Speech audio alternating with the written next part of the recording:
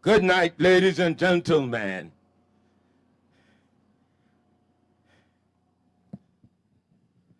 We want to begin in a proper way.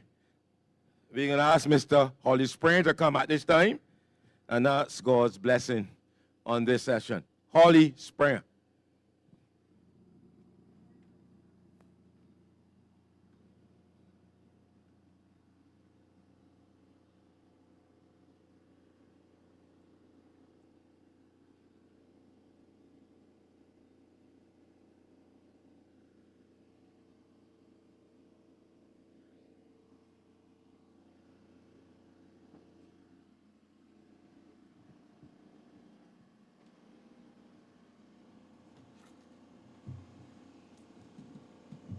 Father, in the name of Jesus, we ask that your hands of mercies and your blessings will be upon this meeting.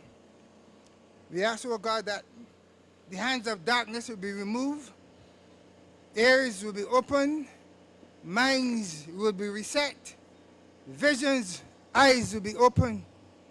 I ask, oh God, that you bless this meeting, bless the party, bless all those who will be listening and being participants of it.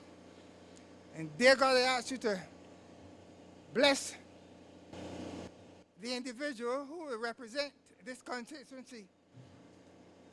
I ask, oh God, that your hand of mercy, your hand of faith, your hand of grace, your hand of favor be upon Ramon and the Democratic Labour Party. Turn again, oh God, the hearts of your people to you. Remove all hindrances. Let your mercy, let your name be praised in this place one more time. In Jesus' precious name we pray. Amen. Thank you, Holly.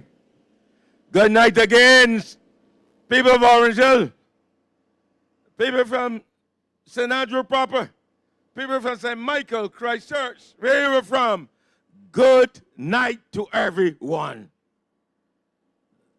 The DLP is for all people.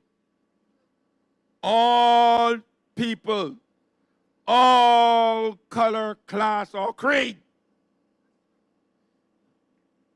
Right? All color, class, or creed. I notice popping up on my phone all the time, trying to get it stopped. BLP, vote VLP for strong leadership. Vote DLP for strong leadership. What makes you a strong leader? Can you tell me? What makes you a strong leader? I look around the polls, and I seen all types of circulars and all types of pictures. But the persons, the candidates, are at the bottom. And the party leader at the top. Is this classism? Huh? Is it dictatorship? Authoritism? Eh? That does not make you a leader. A leader, a strong leader, a proper leader, make sure that she brings along her subjects and make sure that her subjects are regularly practicing and improving their skills. Not everything start and stop at the leader make you a strong leader. But you see where the strong leadership leading? I want you to start from down the bottom of St. Andrew. Let me show you what strong leadership seems to mean. Poor road network. It is taking 3 hours. I am not making any sport nor exaggerating. It takes you 3 long hours to get from Shorey Village to Pelican Village. Tell me if I'm wrong.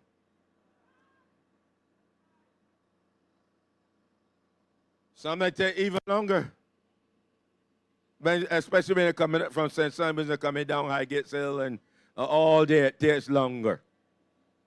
But recently we have a representative. I don't know if you can call him that though, but I know we're going to call him that because he's truly elected. He was a truly elected member for the parish of St. Andrew. Not one road in St. Andrew is good. You hear what I tell you? Not one road is good. You're taking a chance driving across Borden Bridge. If you go through Miss and go through Babylon, you're taking a chance to go the bridge to have a hustle wire. And don't laugh and a joke. I called in the press already.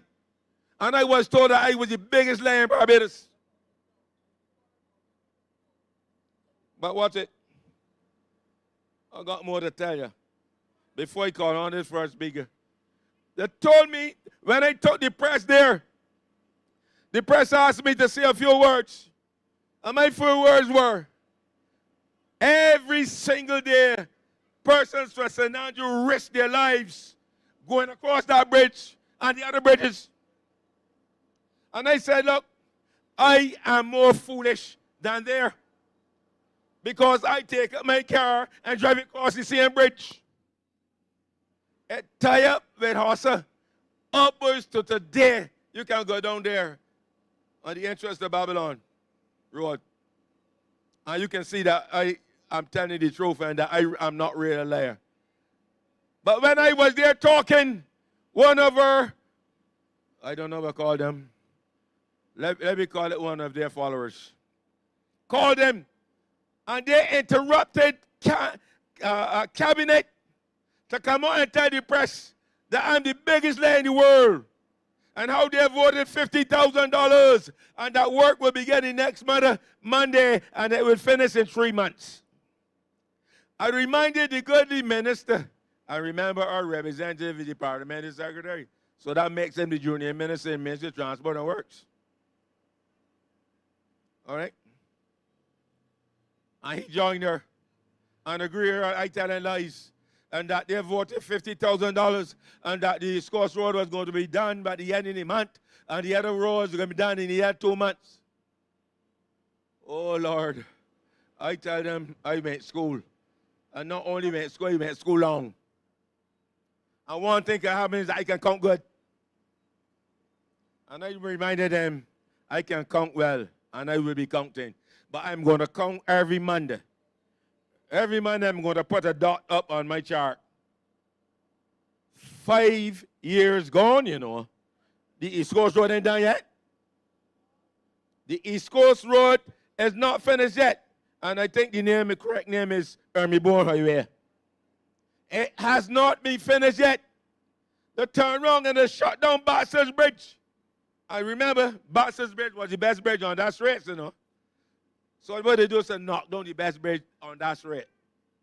The best bridge on that stretch, they knock it down. I can tell why that way my neighbor's string is. Huh? And you know what happened? This is 4 years, you know. And I still counting. The dot's still going up. 4 years! And Baxter's Bridge there lick up. And you know what happened? But they got some real good engineers in this world, yeah. But we have given the contract out to building the roads in the Scotland district after borrowing $260 million US. And you know what happened? We had to return the bridge to China. You can imagine big, supposedly top-class engineers measure the area and bring a bridge down here that is too small. You can imagine that? My shame on them. Too small. And instead of taking that bridge now down to Highgate, where the engineers again caused a D10 tractor, and drove it across a bridge that older than I, and a dog my age and a puppy. You understand? And break down the bridge. You know the bridge falling with the caterpillar on top of it? But I very glad they ain't got quick sand under there because it would have been a tragedy. But $260 million and nothing to show for it. Ladies and gentlemen, we have a gentleman coming to us, and he's no small man either. A big giant man. Huh? I ain't one that he can keep quiet either. Charles Tobias Worrell. Welcome him to the podium.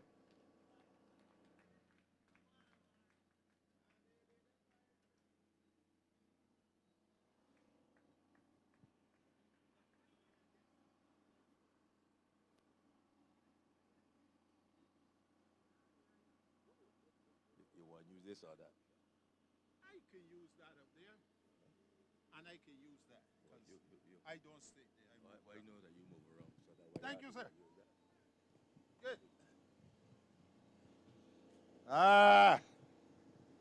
St. Andrew, let's bring the hustle. I remember when we used to play dominoes, and you were getting 6 love. And you hear fellas say, bring the hustle. We got a bridge down there that playing dominoes. The hustle has already gone down. So it seems to me that the only person now that needs some hustle is the government of Barbados.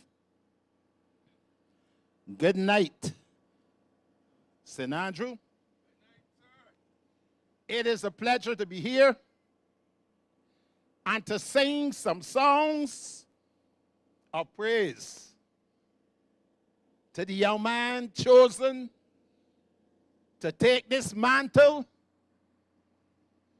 and to bring some relief, bring some life, recapture some dreams that each and every one of us had. But let me say this too. As the MC was speaking, I heard some of you mad. Row, row, row. Row, row, row. Row, row, row. May I ask you not to get mad tonight? Everything we say on this stage, I ask you and you and you and wherever you are hiding, come out. I ask you to evaluate it. If we are telling truth, then do the necessary. If we are not telling truth, don't stone me now. But folks, it is important because you are getting ready to come to an election. And there's some people telling you that they have earned the right for you to choose them, not only to go to Parliament, but to get a fairly decent check.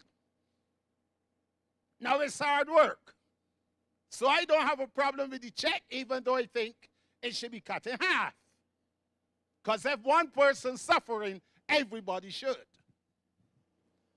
But you are going to be asked to decide which of these guys should have your support, go to Parliament, and then give you a strenuous representation on the issues. And let me tell you this. If you are thinking any other way, you're out to sea, you don't have an oar, and the tire has some holes in it. Because your attitude should be, whoever I choose, my little picnic them should benefit. Whoever I choose should be making way for me to actualize my dreams and goals. Whoever I choose I should not have to see him or her 13 months from now. Whoever I choose, I should know that they have my interests at heart. Why is that? I hear them. I see them. And this is a decision that you must make tonight. If you voted for me because I got on yellow, you just made the worst mistake of your life. Likewise, if you're voting for red because it is red, the devil in hell just put a kick in you. So let's understand something tonight. This is bigger than somebody giving you $250. As a matter of fact, they just insulted you 250 times. Oh, I'm sorry. You got 350. All right then. Well, you got 350 insults. Oh, I'm wrong again. You got 500. Well, you got 500 insults. Do you understand what it costs for you to be able to walk into a booth today and make an X to choose a person to represent you? We got the vote just 75 years ago. Most grandparents are about that. Definitely, most great-grandparents are 75 and up. Do you understand how many hands were cut off? How many tambourine rods went across backs? Do you understand the suffering that was involved to accomplish your right to vote? Do you know whenever you see that X, you see an X of your grandmother that was raped? You see an X of your grandfather whose limbs were taken away? When you see that X, it must remind you that this was won the hard way. Now, what does that mean for you? You allow me to come along and give you $350, give you a couple of beers, you get drunk for half an hour, and you put me in Parliament. And now you mad because we got to come and tell you, you put a no good person in there. So here's the deal, folks. I want each and every one of you to understand that vote did not come easy. And those of you who want to get mad because we are talking about it, I wish you well. Because it is right to talk about it. If you are going to send back the government to Parliament, they must pass acid tests. How about tests with the QEH? How about the QEH? How good do they look? Or is one of you whispering, oh, that's a lie, man, that's a lie, man? No. Everybody dying around there. Everybody 3 and 4 days in the casualty. And a surgical procedure or the appointment of one. You're looking at 2 and 3 years. Now, you don't have the money to go to Bayview. You don't have the money to see those persons with the knowledge and you with the money. So where are you? You are down there in A&E like most of us. Are you proud tonight that after all of that money has been spent, don't forget, A&E was just revamped, expanded, and everything they want to use. And you ask yourself, what's wrong? Well, let's tell you what's wrong. You have an administrative problem. And when you then spend this $400 million more, you're going to be no better off until you fix administration, until you fix your nursing staff, your doctoral staff, until you fix it. You're going to be in the same position.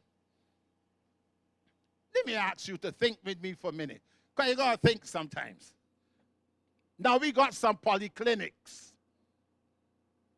What about to put in the other two to cover those areas in Barbados that have none?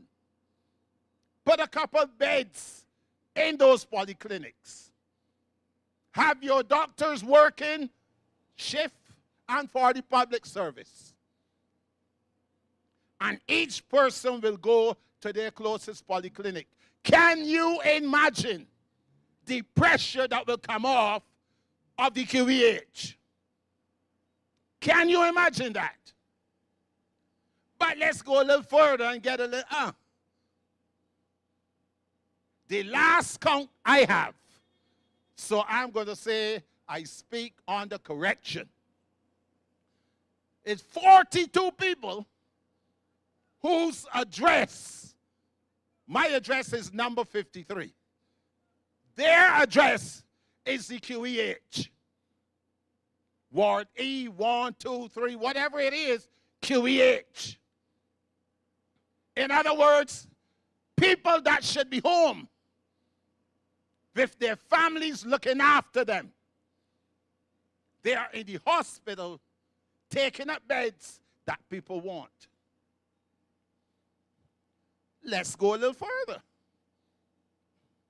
Do you understand that the QEH is now recognized as one of those institutions that when you go, you most likely will come back? Why should we have a medical system with such a wonderful history as the QEH has had? And this is the best we can do. But then we shouldn't be surprised. We got St. Joseph Hospital sitting down there and dry rotting. We got the fella up in St. Lucie. And that hospital, or rather the building now, that houses, hear this, rocking engines and tractors and all that kind of thing. Because the persons owning them claim that they need security. So their security comes at the cost of our losing a medical facility. You can't believe me, go up there and see it for yourself. It's hilarious to see it. So when the Prime Minister comes and tells you that she cares, it seems to me you ought to have another question. Madam Prime Minister, with respect, can you tell us who it is or what it is you care about? My mom had 3 years to get in the EKG to determine if she can get a leg. By the time the 3 years come, my mama got all water down there, no leg. True story. Then we had doctors. There's a move on to get them out. I don't think it has been completed. But we have our doctors using the facility in place of the locals. And the locals go on the back burner. That scenario came in the 70s. there was a very prominent doctor. He was my doctor for 9 years. As I was a rheumatic fever guy. Back then in Barbados, you died. You didn't survive rheumatic fever. And he had just come back from Edinburgh. And he said, give me that one there. And for the next 9 years, I was his patient. 9 years later, he looked at me and he said, Tobias, go and live a long life. But during that time, he spoke with the then Prime Minister about doing the same things in the hospital and working out of the hospital. The then Prime Minister said, listen, man, you and some of these doctors make a lot of money. Go and build something out there for your private people. But left this hospital for the poor man. Ladies and gentlemen, that is how the diagnostic clinic was born. That is how it was born. You see, because we are getting to a place now where anything goes, and somebody will say, well, you know, he got to live. He got to live, but it shouldn't be on your back. And let's look. Okay, good. 2 minutes. Let's end then with our kids. You remember not so long ago, IADB went in. And your kids had 300 questions to answer. The Ministry of Education had already identified 167 of those questions, which they say were inappropriate. Do you know the IADB never took one of those questions out of there? And those children were subjected to that. Their parents were not informed. The agreement was never there. And we sat back and watched how Mayor cares for us. Ladies and gentlemen, I hope that this night go well for each and every one of us. I hope that this will be a night where we will think. Because somebody wearing red or even gold, it does not mean they will deliver what you need. And you got children and grandchildren and all, you need to make sure that that joker knows what he's doing. So as I take my leave, I want to thank you for your time. And let me make room for someone else to do some more. Have a very good night. St. Andrew, you have a great young man, a young man that is willing to learn and grow, a young man that will be sensitive to your needs, a young man that really you can't do without. Good night to you. Thank you, Tobias. Let's hear it for Tobias.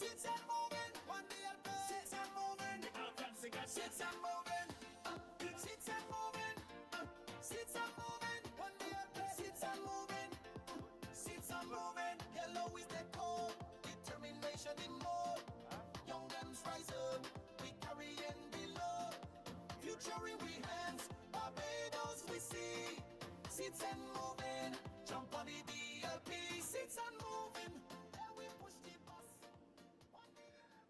bus. Ladies and gentlemen, we have a gentleman who says he's a representative. He's our representative for St. Andrew. Would you believe, again, about the Boxers Bridge, you know? Boxers Bridge, that's one of the important bridges in St. Andrew. When they took down that bridge and knock it down, dig it out, they left no footpath for the people who live beyond that bridge. Up to this day, there's no footpath there. So when you see rainfall, my people in St. Andrew, they start trembling.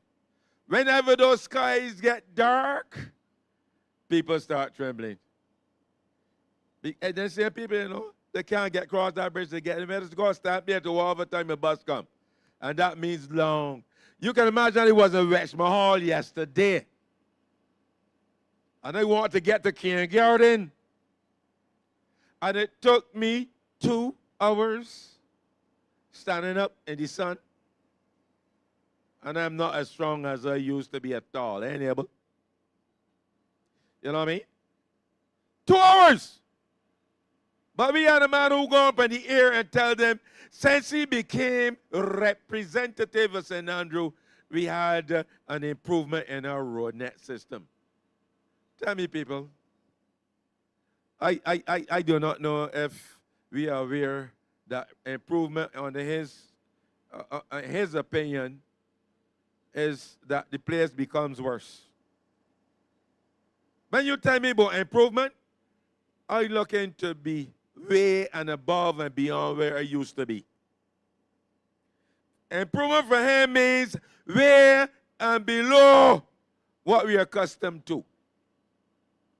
He said that when he took over, he improved the bus system. But I hope to have I moved through the constituency because I always on the road. The fellas just come and pick me up because I am not in a position to be walking comfortable anymore. They come and pick me up and they carry me all through St. Andrew, man. I always in the place. Huh? And all you hearing, chalk him out, can't get a bus. They go to the bus stand and sit down and wait for, sometimes the last bus to get chalk him out during the day, 10 o'clock in the morning. And the next bus is at 4 o'clock and 3 o'clock. Huh? Shorey Village. You got people in the bus stand jumping up on top of one of the box. I thought we had passed that stage, but right now they're jumping up on top of one of the box trying to get through that little door that only one person can pass through at a time. Only crabs do that. Crabs is climb to talk to one another and try to either get to the top or to the best place of cooling out. Huh? And suffocating. And that is what you call proper representation. That is the type of representation that you sit down daily and be comfortable with. I say no. Can't be good representation. You cannot be going down and be comfortable with that. I say no. But that's what we endure in St. Andrew. That's what we have to endure in St. Andrew. Ladies and gentlemen, we have a young man from St. Lucie. A young man from St. Lucie who will be coming to the podium at this time. A man that you need to be friendly with. Because his work, he is in the work and the occupation where he knows what type of service to render, especially to those who can't help themselves no more. Huh? I have seen him working. He didn't represent, he wasn't a paid representative.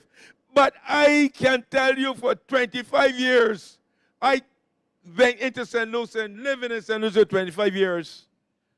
And he never stopped community work.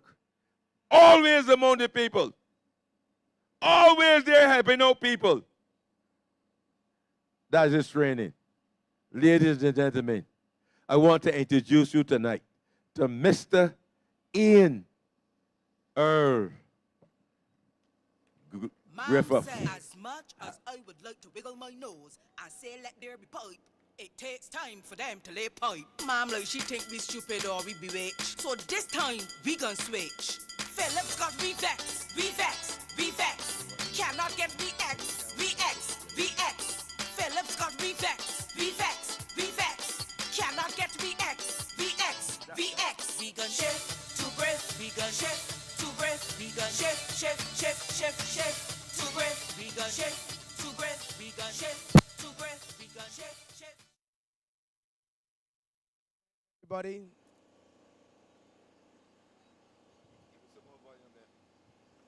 You hear me? Oh, good. That's better. Good night, Orange Hill. Hope you all are doing okay tonight. The wind is coming down here a little nippy. Now we are here to represent and support this candidate, this good man, Ramon Goodman. Some couple of days ago, I said that he's a young lion in waiting. But I want to bring a perspective tonight to you, the people of Orange Hill and Apes Hill, of Baywoods. I want to bring a perspective of what we in the rural Barbados have gone through for the last 7+ years. Now, we always talk about development. We always talk about how easy it is or how hard it is. We all go through this high cost of living. But there's something that I want you to understand. And I'm hoping that by tonight, end of tonight, you can go home, look yourselves in the mirror, get up tomorrow morning, and look yourselves in the mirror once again, and ask yourself if you have been better off for the last 7 years plus, and how better off have you been? This constituency of St. Andrew is no different to those of St. Peter and St. Lucie. We represent rural Barbados. We represent the constituencies that have been marginalized, have been neglected, and have not been developed the way other constituencies have been representative across Barbados. If you look in Christchurch, if you look in St. Philip, and you look in St. Michael especially, and we can break it down.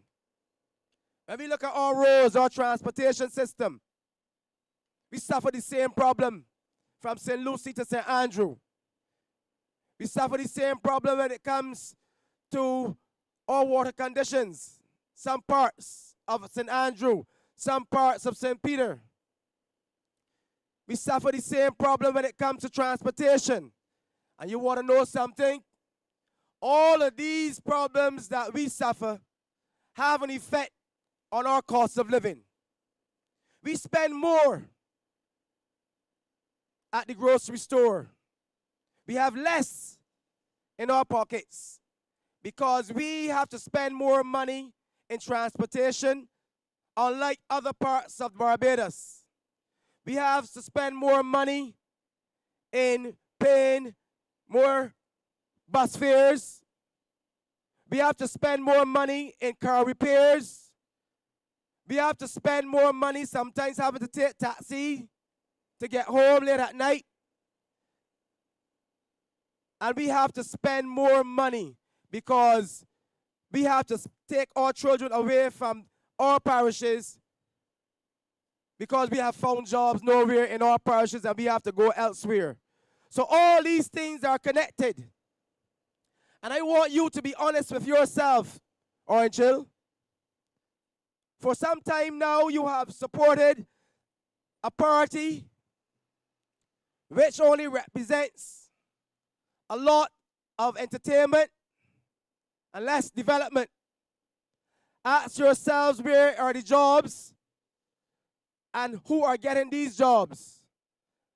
Ask yourself if your representative has done his best in Parliament, because sometimes you don't even hear him in Parliament.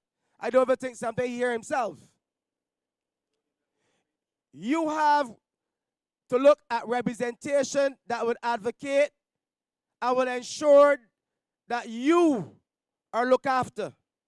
And you can find that representation in that good man, Ramon Goodman. Now, we have to be honest with ourselves. This election is not about fame. This election is not about pretty speeches and fancy looks. You see all the money that have been spending. You look on your phone, you see all the ads. You see all the money that has been out there, the inducements. But I want you, the people of Orange Hill and the people of Baywoods, to first of all Ask yourselves, where is your loyalty lies? Your loyalty over the years have lied in the party. But your loyalty should be to your home, to your family. Your loyalty should be to them first, because that is the persons that you have to feed. Those are the persons that you have to ensure that they have work. Those are the persons that you have to ensure that they are educated. And these are the things that you have to ask yourselves. Loyalty begins at home, people. And it is time that we wake up. It is time that we see that this Barbados Labour Party only seeks your attention when it comes to election. They only come around when it is time that they want your vote. They come around and induce you at times when they want you to come and entertain. And that happens for the last couple of years at these regathering moments, these events. When we look and see what St. Andrew has to offer, what St. Peter has to offer, and what St. Lucy has to offer, why it is that we are only recognized when it is only one time a year, why it is that we are only recognized when it comes to election time. Ask yourselves those questions. I've asked those questions many times. I have asked those questions, and that is why I'm here. That is why I took up the mantle to represent the people of St. Lucy come February 11th. And you have to do the same thing, because you have a future representative that will listen to you, that will advocate, and that will ensure that your needs are met in Ramon Goodman. And not only that, you have a candidate that is working with a team. And I say to you, when a team works together, it is successful. It is progress. We have a team. I remember T-E-A-M. It begins with T, and T is for Thorne. T is for Thorne because he is the person who is leading this Democratic Labour Party to success on February 11th. With your help and with your support. I know many of you will say, but I have voted B for all my life. But again, I ask you, what have you gained? What have you gained? When you look to your left, you have development. When you look down to your west, you have development. Where is the development in St. Andrew? Again, I say loyalty begins at home. And you have to take an inward look at yourselves and ask yourselves the question, have I been doing the right thing for over the years? Have I had the type of representation that I am worthy of? Have I placed the right person in the House of Parliament to discuss matters that I want to be discussed? You have to ask yourselves that question. You know what? Representation that comes out to every event for a photo opportunity, to every funeral. We even have one here in St. Peter that I believe he's now joined the choir because he may be finding some solace. Because I remember some years ago, I told the representative of St. Peter, you cannot serve God and man. And I believe that he now realizes how hard it is, not just to serve God and man, but to serve God and woman. Because if you don't toe the line, and they said it, not me, they said it. If you don't toe the line, you know what will happen to you. This is not the kind of leadership, this is not the kind of representation that we need.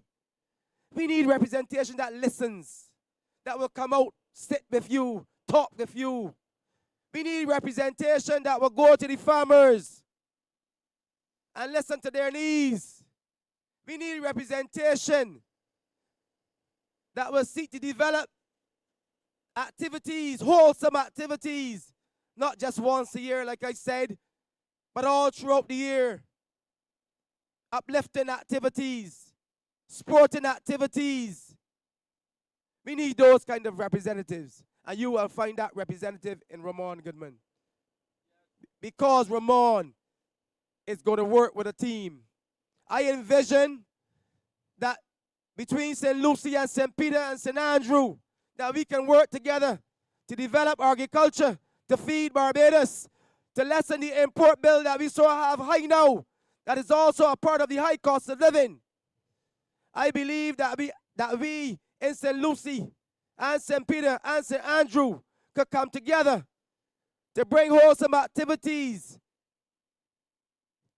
to enlist the good, hard-working people, that we can develop those natural sites that you have here, Long Pond in St. Andrew, Morgan Lewis, Farley Hill, Animal Flower Cave.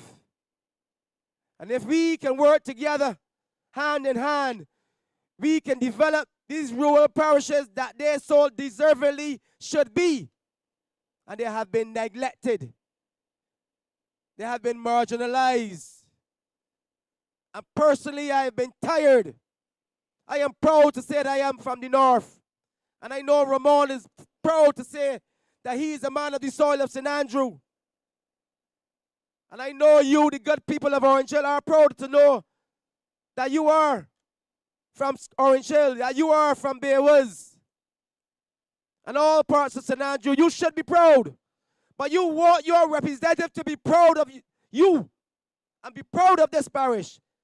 And you want a representative that will get in the House of Parliament and will speak on your behalf. Not wait to be spoken to. Not wait to say you can talk now.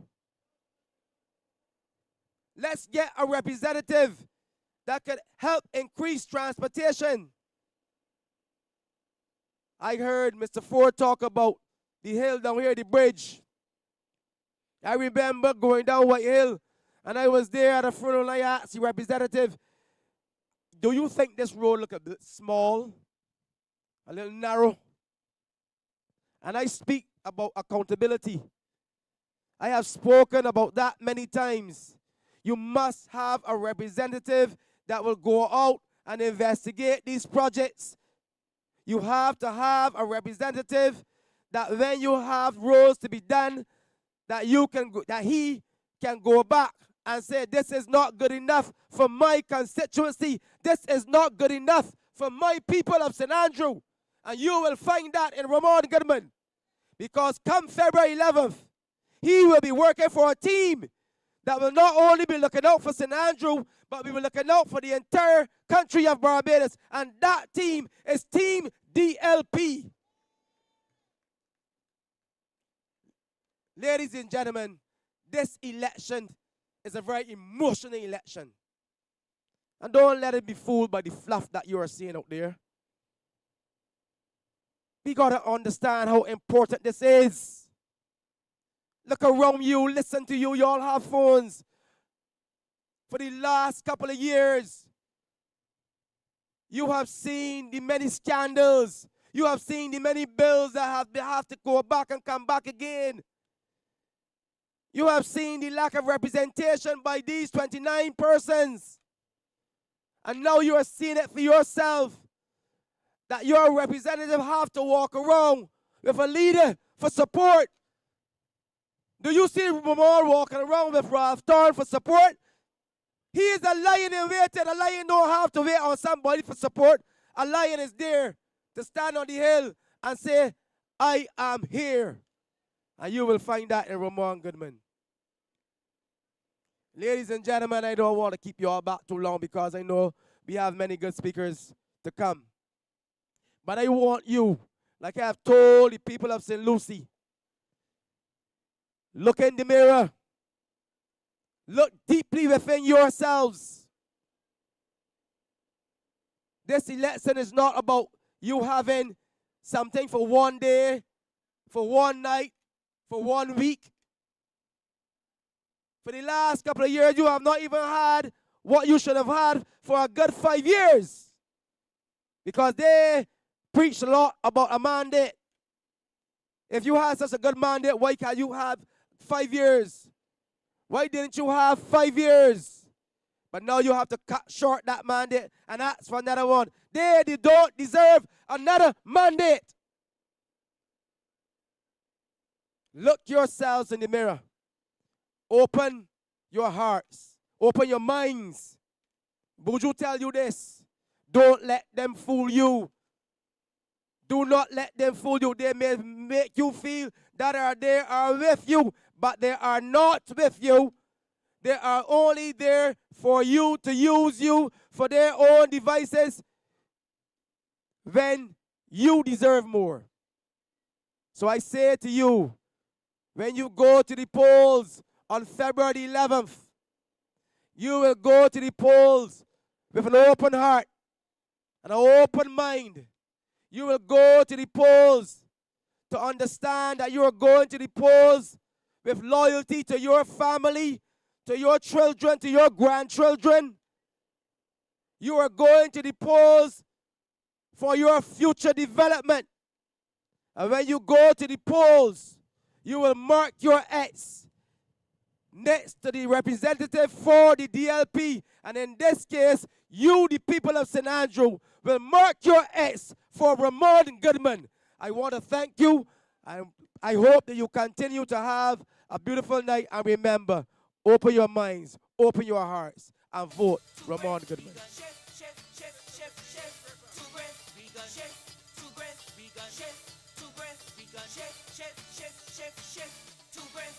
I am the only female parish, but the way he treated me like he don't like Lucy, propose everywhere like the man just don't care. You know, I can't dance, you know. I can't dance. I can't dance. I like to see people dancing, though. Give it for Mr. Ian Griffith. Ladies and gentlemen, but talking about my representative. I can't help but talk about my representative. When they had to build a bypass road in Barbados, coming from Seniors area, and come through Barbados and back on the main road of Barbados. The soil conservation send a payloader, I think we call it a payloader, the thing with the thing at the back that can. And a young man from isolation decided to take that payloader, not being given the order from his boss, but he took it upon himself and went and pushed off a road which was we used to call cat roads when I was young. And the man went and dig it down and dig it down and dig it down and push it until you could have gone across there with a four-wheel drive vehicle. The soil conservation manager decided that he was going to go up the East Coast Road and they were grading the road. And he wanted all that top thing, soil, that thing. He was going to put it on this cat road and roll it in. Who do you think stopped them? The man that's supposed to represent us went out there and stopped them and said that the only body have the authority to build roads in Barbados is the Ministry of Transport and Works. He's the people representative here. The people suffering can't get to tongue. Bus had to come and go through dark hole in Melvin's Hill and go to get people to tongue. But he's a representative and he stopped it.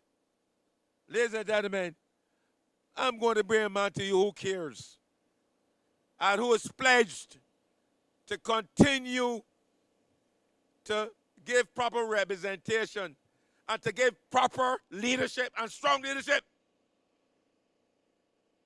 Not the so-called strong leader that we are proposing to have now. Mr. Jason Phillips. He is going to be taking over in St. Peter in the next 5 days. Ladies and gentlemen, welcome Mr. Jason Phillips to the podium.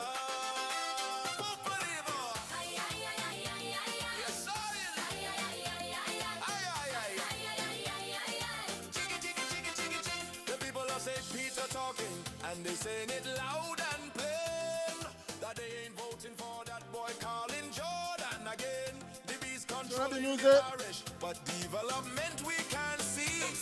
So this election we changing course, we switch into the DLP. We going with Jason. We going with Jason. We going with Jason.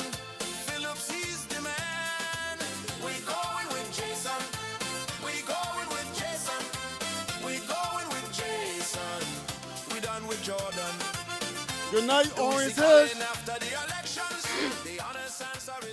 Good night, Orange Hill.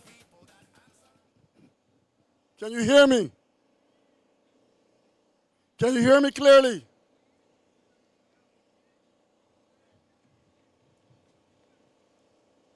My brothers and sisters of Orange Hill and the constituency of St. Andrew, good night.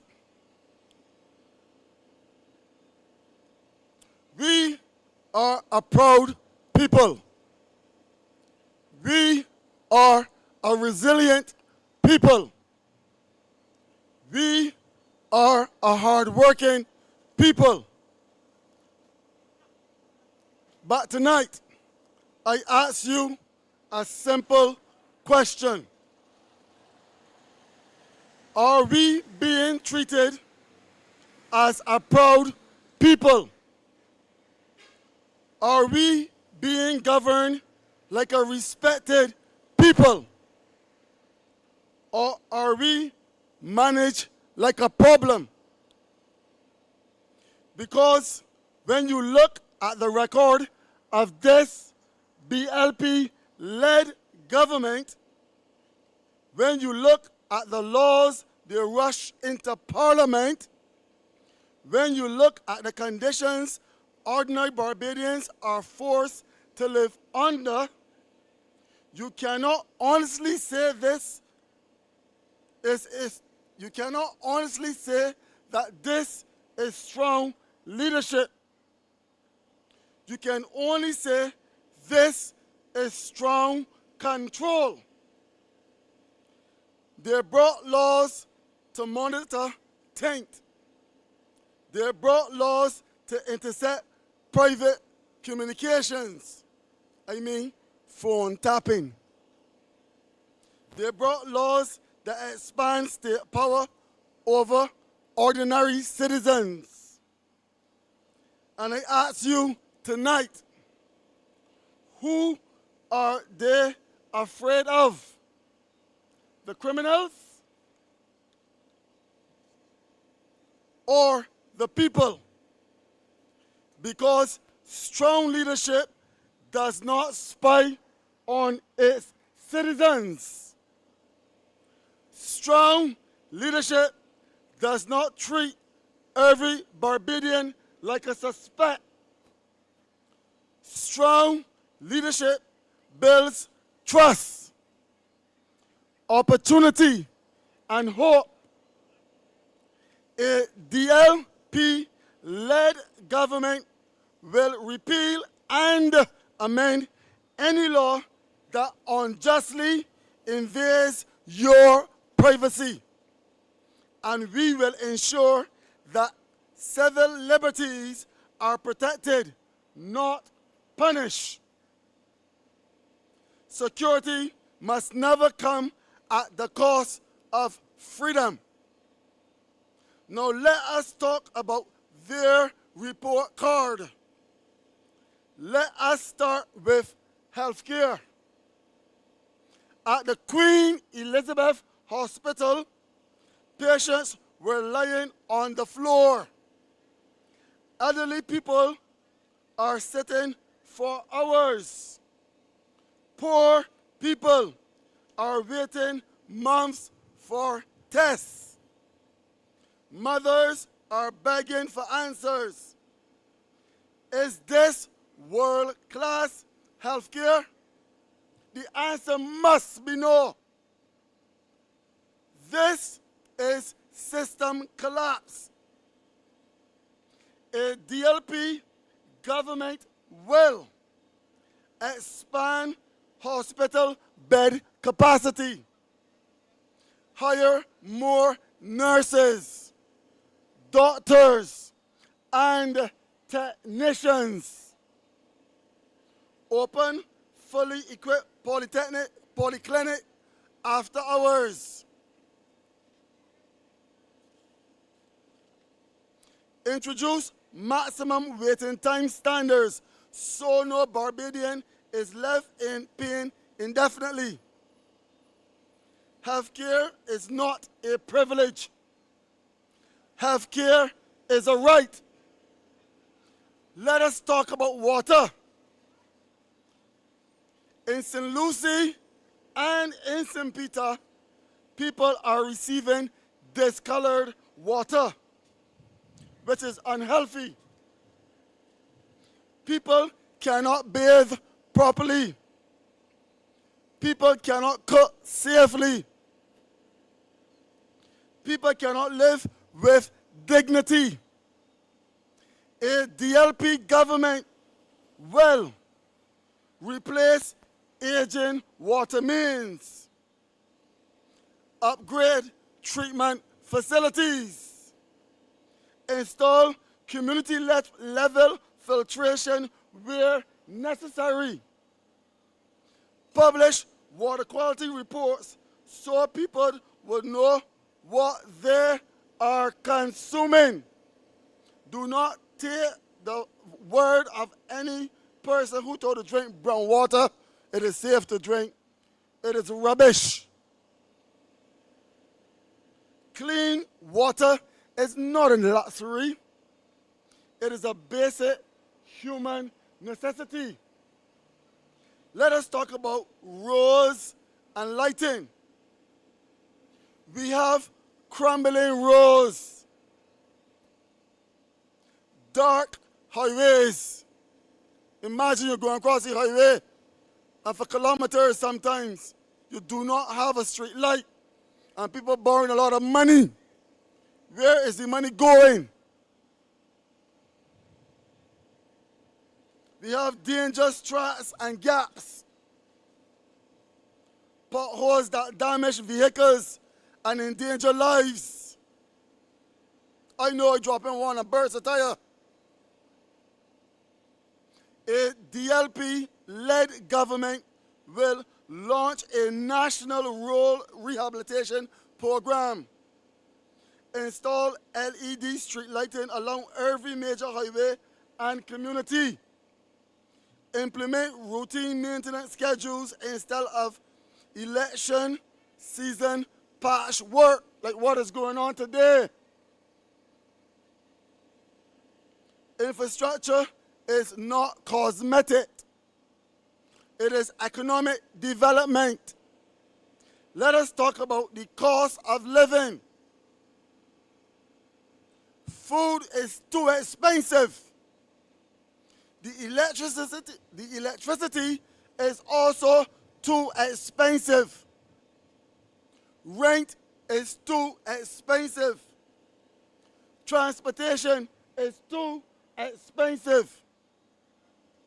Meanwhile, our wages are never enough to pay our bills.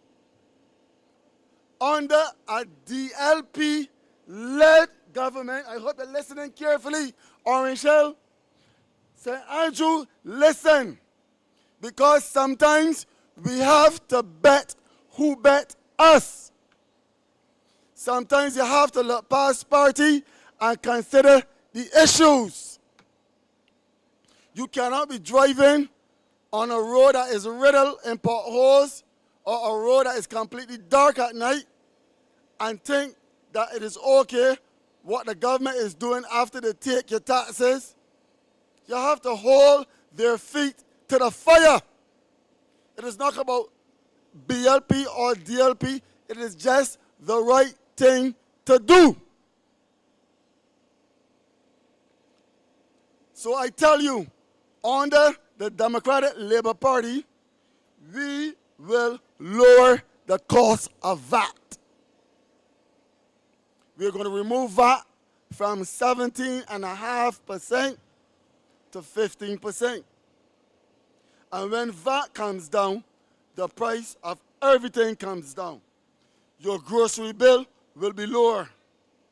Services will be lower. Your utilities, your water, your light bill, and so on, you will pay a lower bill. School supplies for your children will be lower.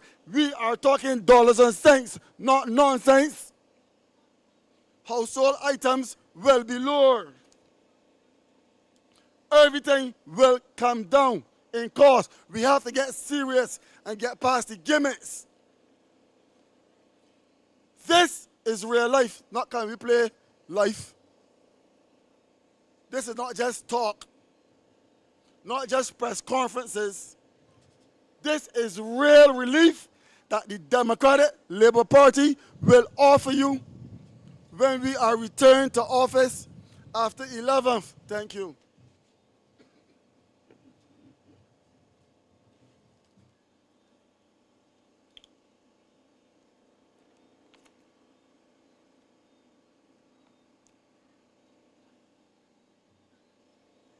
Now, let us talk about crime.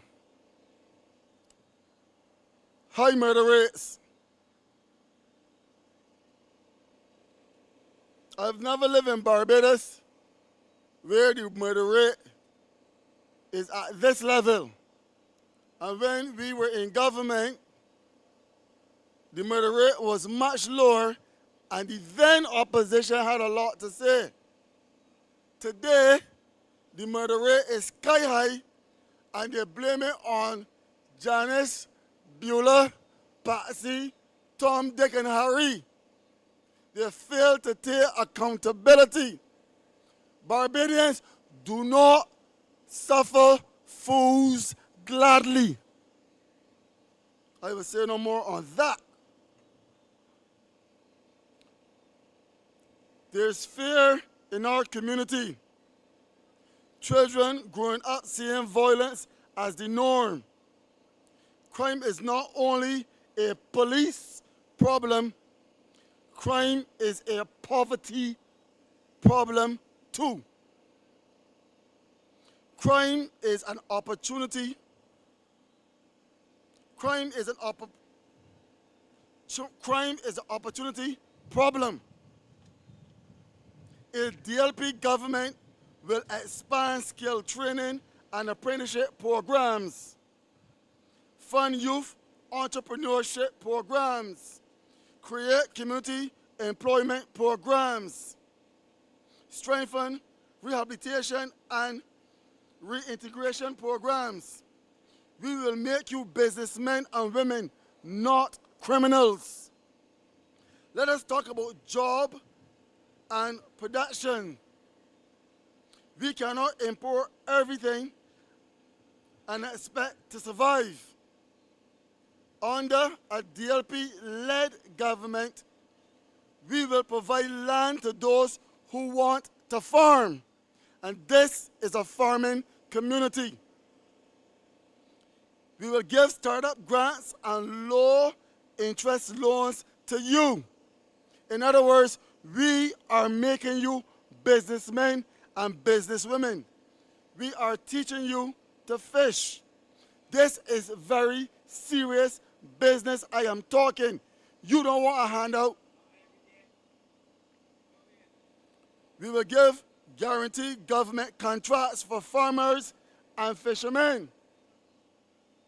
Purchase local produce for the QEH, the prison, the Barbados Defense Force, the School Meat Service, and other government agencies. In other words, we will give you land to get into production. We will give you the money to get the land into production, or if it's into fisheries, we will do the same thing.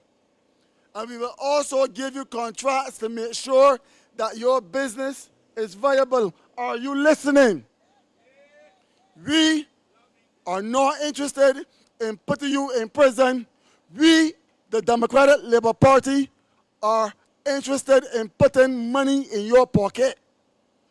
And those of you who are not interested in management, then you can become the workers.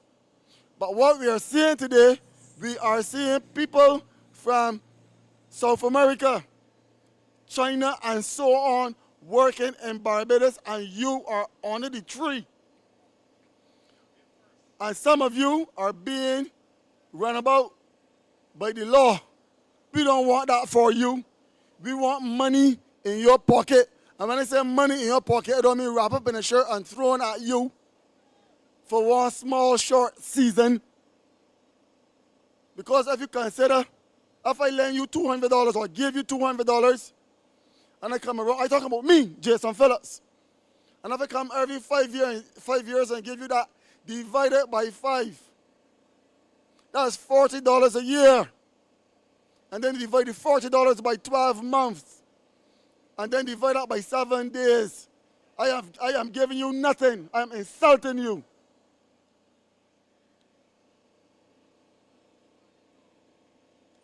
So when you are a business person and you have your own farm or your own fishing boat, that means that there are guaranteed markets for you. There's stable income for your family.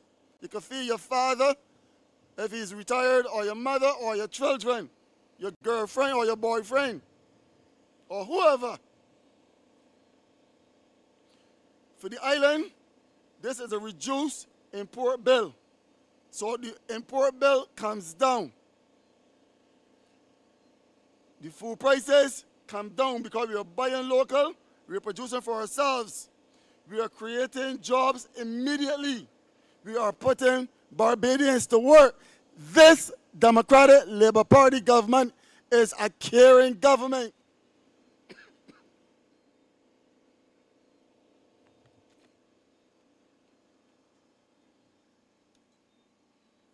Barbadians will eat what Barbadians grow. This is not politics. This is common sense.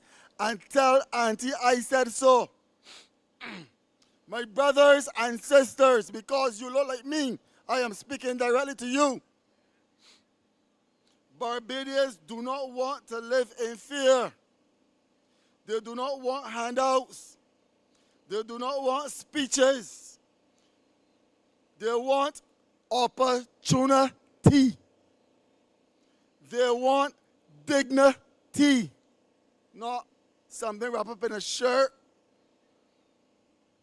They want a fair chance. Is that too much to ask? In other words, every Barbadian just want a piece of the pie, a piece of this small rock. No, it is not too much to ask. Under a DLP-led government, ordinary Barbadians will come first. It will always be people first and party second with the Democratic Labour Party. Not elites, not insiders, not special interests. The time for excuses are over. The time for performance is over. The time for propaganda is over. The time for people-centered governance has come. Stand with Ramon. Walk with Ramon. Build with Ramon Goodman. We will rebuild Barbados. God bless you. God bless St. Andrew. God bless Barbados. I ask you on the 11th of February, that is next Wednesday, come out in your numbers. Vote for Ramon Goodman. Vote for the Democratic Labour Party. Vote for the soul of Barbados. I thank you. Hit it for Jason. Hit it for Jason. It looked like Dr. Rolerick.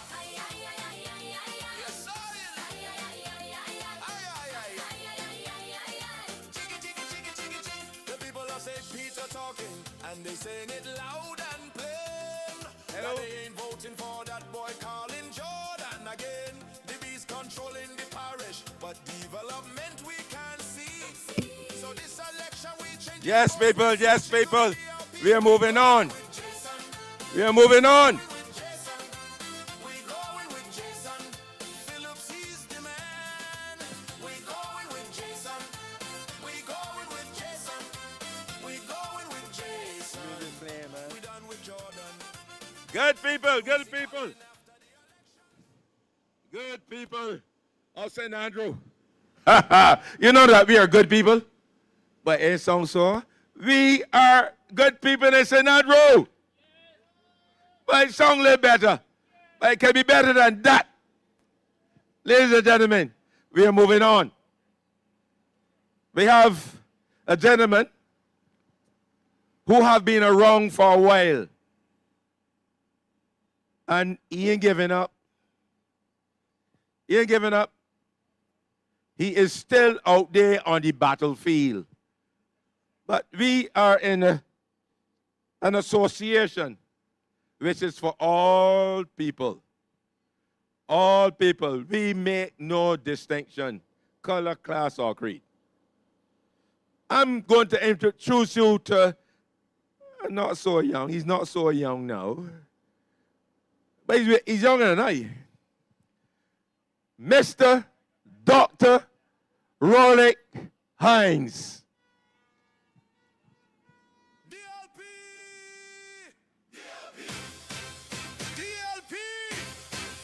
Putting people first, putting Barbados first. This is the DLP way of governing. Higher standards, open hands. Barbados first. Respect the minds of nations. Barbados first. Dignity across the land. Hello, good night. Good night to people of Orange Hill and the constituency of St. Andrew. Good night, Barbados. Let me begin by thanking you for coming out tonight, because it's not fashionable, it's not convenient, but because you care about your community, your families, and your future. Tonight is not about noise. It's not about gimmicks. Tonight is not about promises thrown up in the air and forgotten. That's the legacy of the Barbados Labour Party. In 2018, they created a song and a dance and gave you promises, a pie in the sky, and all that has been forgotten. Everything. They forget it and just call elections. They walk about, and every time I open my phone, or every time you open your phone, I'm sure you're seeing a message. Strong leadership. That's all they're saying. Strong leadership.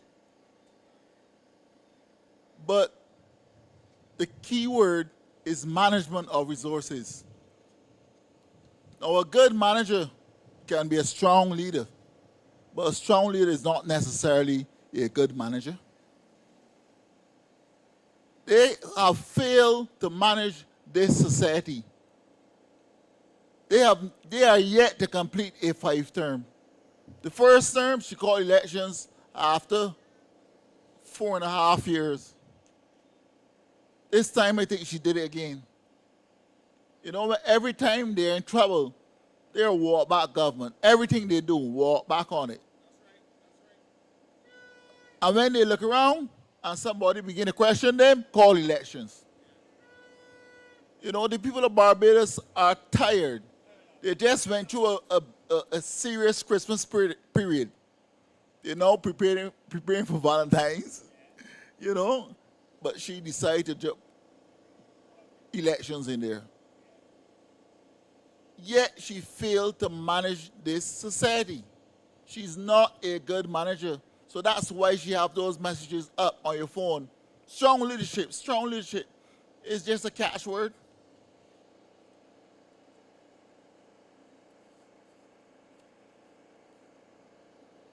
But we're going to put Barbados first.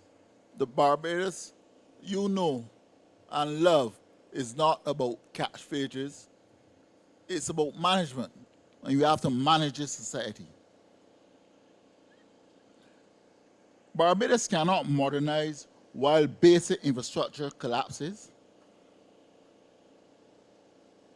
The Democratic Labour Party is campaigning on a principle, not on slogan, but we put Barbados first.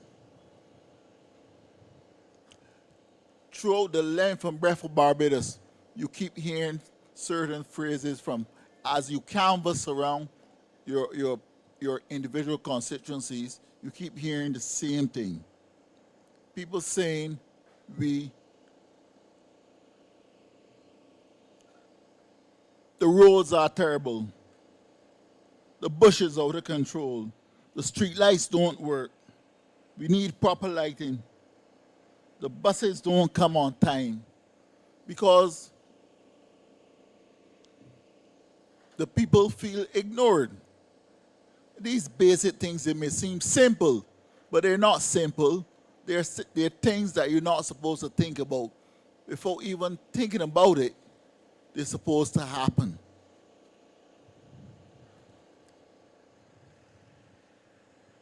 But the Barbados that we know now is not the Barbados we know in the 70s and the 80s.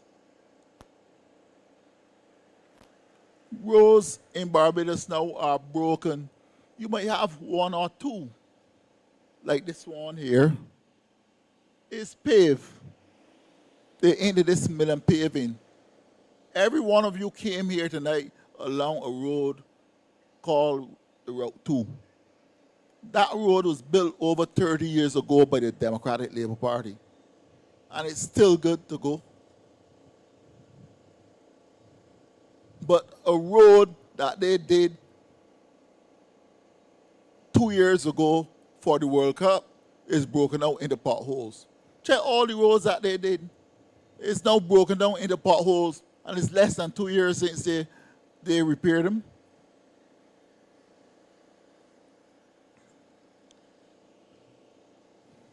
When roads are broken, it's not just an inconvenience.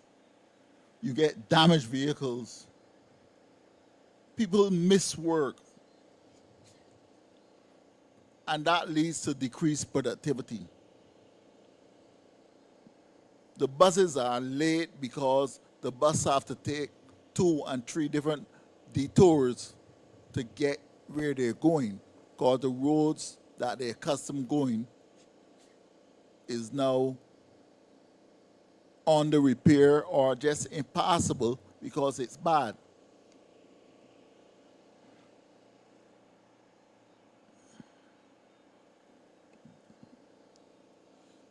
Also, we have a problem in Barbados with not so much on this road that you can see, but most roads in Barbados, last year, for the whole year, every morning, I had to take my daughter to school. And the road edges are overgrown with bush. All the road edges. Instead, the fields, instead of having good ground provisions growing in them, they're overgrown with bush. That's because they're incapable of managing this society. And to manage this society includes you ensuring that the fields are planted with produce in order to feed us and not overgrown by bush. All of us know when somebody dead, you pass their house and it's overgrown with bush. Barbados dead. Under this Barbados Labour Party government, it's dead. Overgrown with bush. All you can see is bush, bush, bush, bush. Yet our import bill for food is astronomical. That is their incapability of managing resources in this economy. All they do is put up signs saying strong leadership. What is strong leadership? I don't know what they call strong leadership, but you only can boast about strong leadership when you are a good manager, and your good management leads to strong leadership. They are bad managers, poor managers.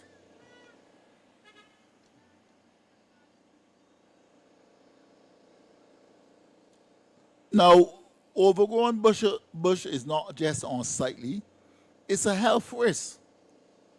You know, overgrown bush breed rodents, breeds mosquitoes, and it's a risk even to when you have to walk the road at night, which some of us have to. Some of us have to walk where we're going. Not everybody has the luxury of a motor car. And when you have to walk and the streets is overgrown by bush, you then have to worry about whether someone is lurking in the bush to rob you, or whether or not you may injure yourself trying to negotiate the road because the bush is there. Combined with the improper lighting, you may trip and injure yourself. So this government neglects basic needs of this society. I should not need to think about whether I have to walk up the road to the corner shop, whether the road is safe to walk. I should not. Many persons have to walk these roads because, as I said, they don't have the luxury of a motor car or a motorbike. And even if you're riding a motorbike or even riding a bicycle, it's dangerous to negotiate roads filled with potholes. When you're driving a car, it's bad enough. You might damage your car, but you're still safe inside your car. You might damage your car, but you're safe. But if you have to ride or walk, it becomes entirely unsafe. You may trip and fall. And then, heaven forbid, you end up at the Queen Elizabeth Hospital. There, you don't want to go there.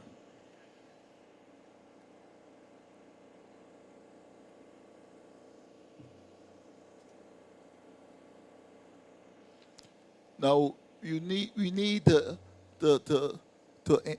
elect this Democratic Labour Party government, because we are not going to give you the sort of patchwork that these people have been giving you.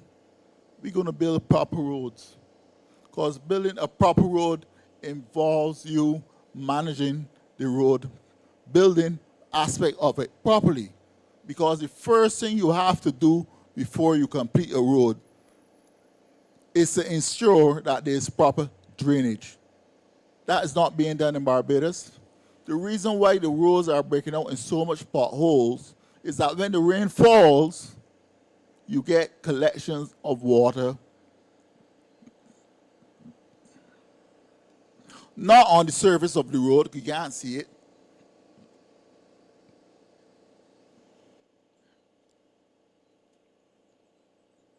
but nevertheless it's collecting. And these potholes that you eventually see are because of the collection of water,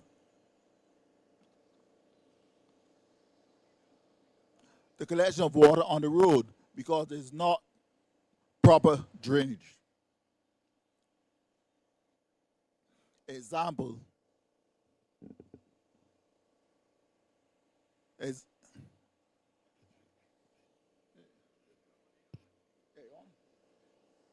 you have a road there in culminate. Don't care how much times they patch the pothole, it breaks open because there's not proper drainage of the road. They never instituted proper drainage before they paved the road. So each time it breaks out into a big even pothole, and they patch it, and it's not holding because it's not draining. All it takes is for the rain to fall, and you have the pothole there again.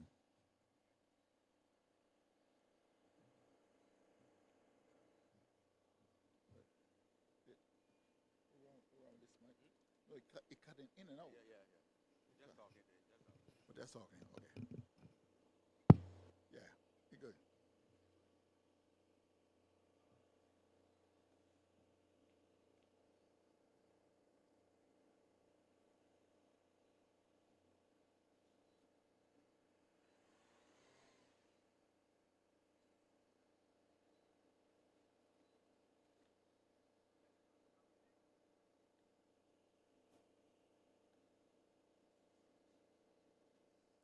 Right.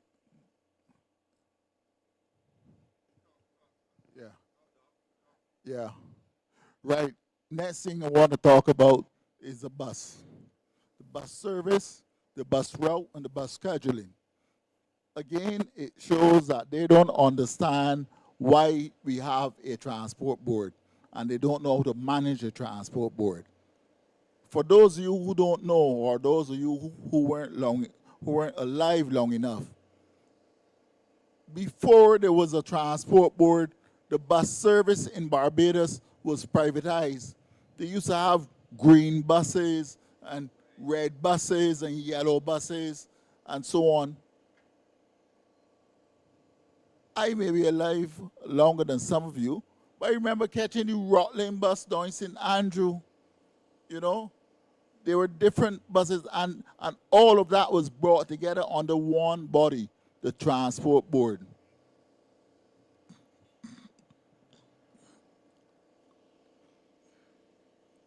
Because the transport board is there to provide a service, to get people to work, to school, and then back home again. But they don't understand a service. The transport board is not there to make a profit. It's not.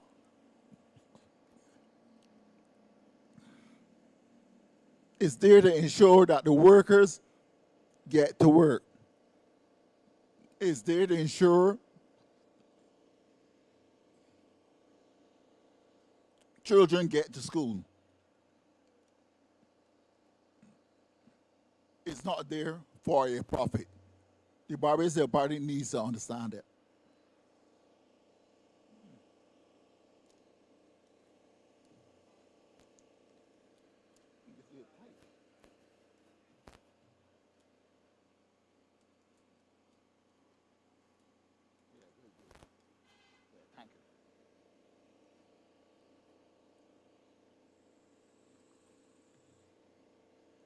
And the sooner they understand that, the better it is for us.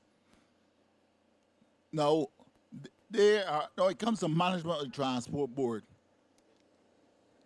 Now, you're operating transport board, and you're supposed to schedule so that people can get so that people can get buses on time. Now, in most of these rural communities, you have a lot of people who are depending on the transport board to get into the town, to get their produce into the market. So the 5 o'clock bus used to be laden with persons with trays and so on to get to town.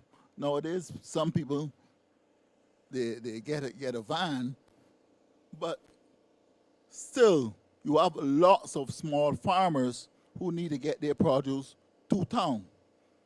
And the transport board provides that service. So talking about privatizing the transport board, persons are not going to run those long routes. Certainly they're not going to get up 5 o'clock in the morning to get a bus running from deep in St. Andrew or deep in St. Thomas, wherever, so that people can get where they want to go. They wouldn't do that.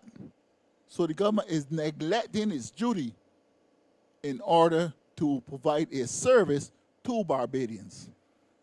They would only run those short routes, the routes to St. Michael, that are profitable. And currently, the president of the Minibus Association says he's not interested in buying the transport board because they don't want that. First of all, they do not want that fleet that the current government have instituted and have put on the transport board. They have bought buses that can only hold 27 passengers. Those electric buses can only service 27 people. So in order to run a proper fleet, you need to have a diesel bus, okay? It's a workhorse, moving people back and forth. And that, in terms of management, they don't understand that. In terms of service, they don't understand it either. So that's the reason they want to sell the transport board. So you need to elect the Democratic Labour Party so that you can save the transport board. And you need to, for the constituency of St. Andrew, elect Ramon Goodman for the Democratic Labour Party. I want to thank you. I want to thank you for listening tonight, and I wish you a good meeting. And I will make room for the next speaker. DLP, putting people first, putting Barbados first. This is the DLP way of governing. Higher standards, open hands. Barbados first. Respect the minds of Asians. Barbados first. Dignity across the land.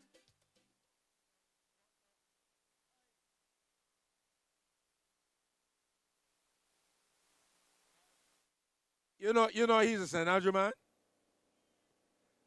Dr. Hayes was a St. Andrew man. Let me tell you.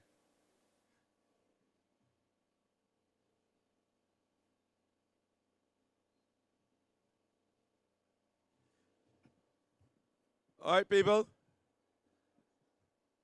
We still talking people first. The DLP putting people first. Not putting your family and friends.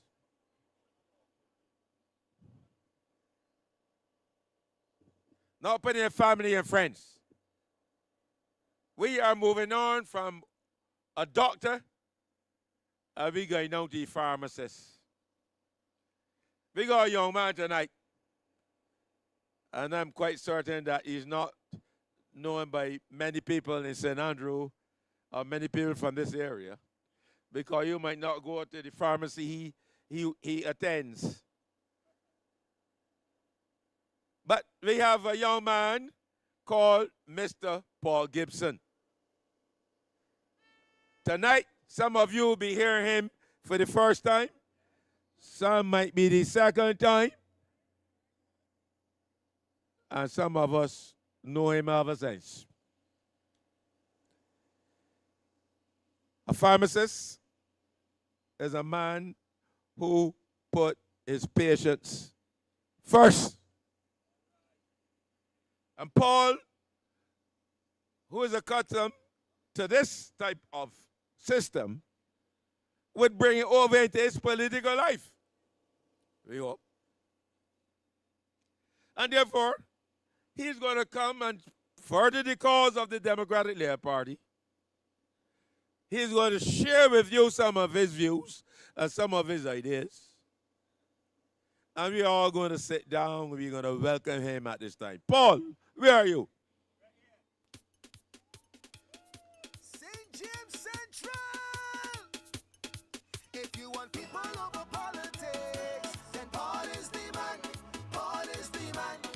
If you want visionary leadership, then Paul is the man. Paul is the man. If you want a godly representative, then Paul is the man. Paul is the man. Bring back good vibes to the constituency. Then Paul is the man. Paul is the man. With the heart for the people. Bringing back the heart for the country. Bringing back the heart. Good night, good night, good night, Orange Hill. It is such a lovely thing to be here in this beautiful part of Barbados. I would like to start by saying that I am from Orange Hill. When I say that, I mean that my grandmother, Nessie Brown, who is, and then they're connected to the Alleens, all originated here. And so I feel a connection with Orange Hill. Every time I drive through here, I feel like if I'm coming home. I find the people up here are so warm, they're so loving and so caring. And I love that about this area. I want to say tonight that the Democratic Labour Party is here for a very specific reason.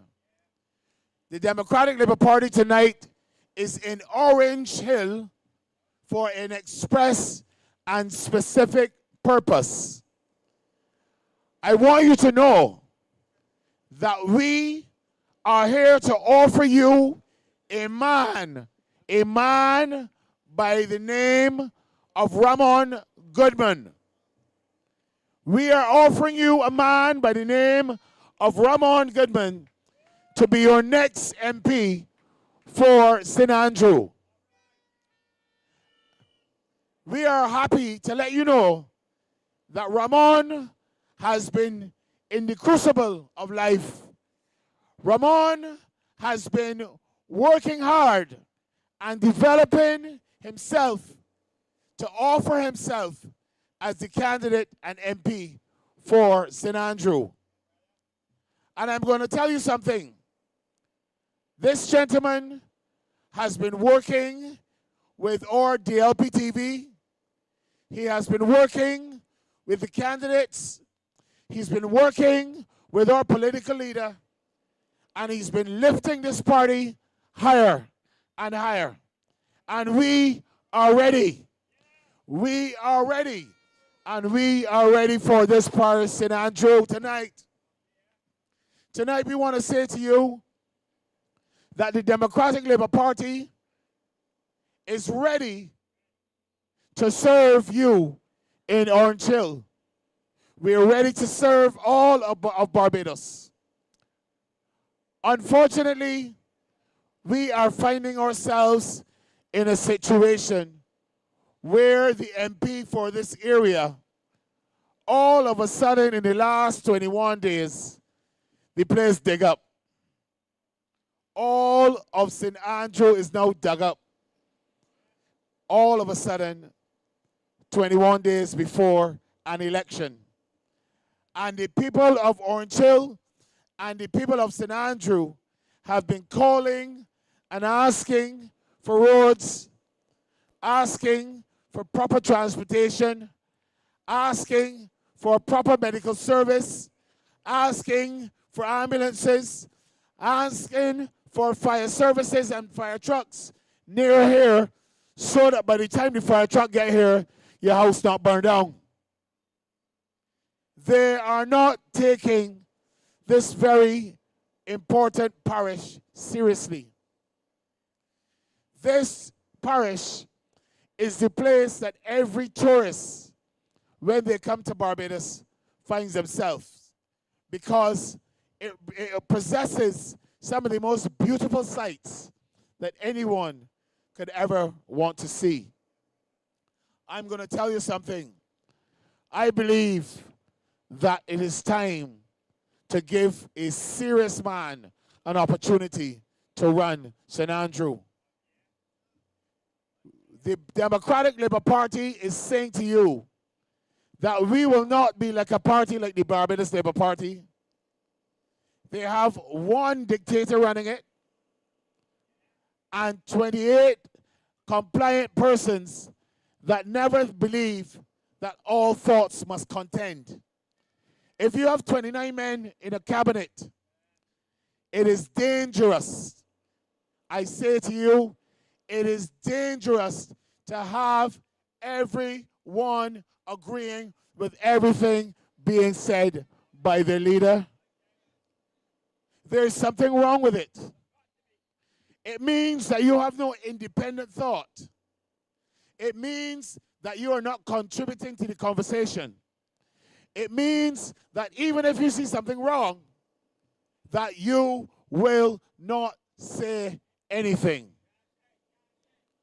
Now tell me, how is it that you can have 28 ministers in a government and those 28 ministers can sign off on the Samoa Agreement, which allows children between 2 and 4 years old to select their own sexuality or offer to change their sexuality? Or ministers allow that to happen in our parliament. It has been signed off. How is it that you can have ministers in a government and they can permit that exercise be done where children are interrogated with a questionnaire that asks them about their sexuality without asking the parents' permission? 28 ministers sitting, looking, and saying yes. That's all they're saying. How can we have 28 ministers sitting in a parliament creating something called a Hope Project, having an overrun of $60 million for that project, and nobody asks where the $60 million gone? As a matter of fact, even in 2026, when you look at them in the eye and say, where is the $60 million?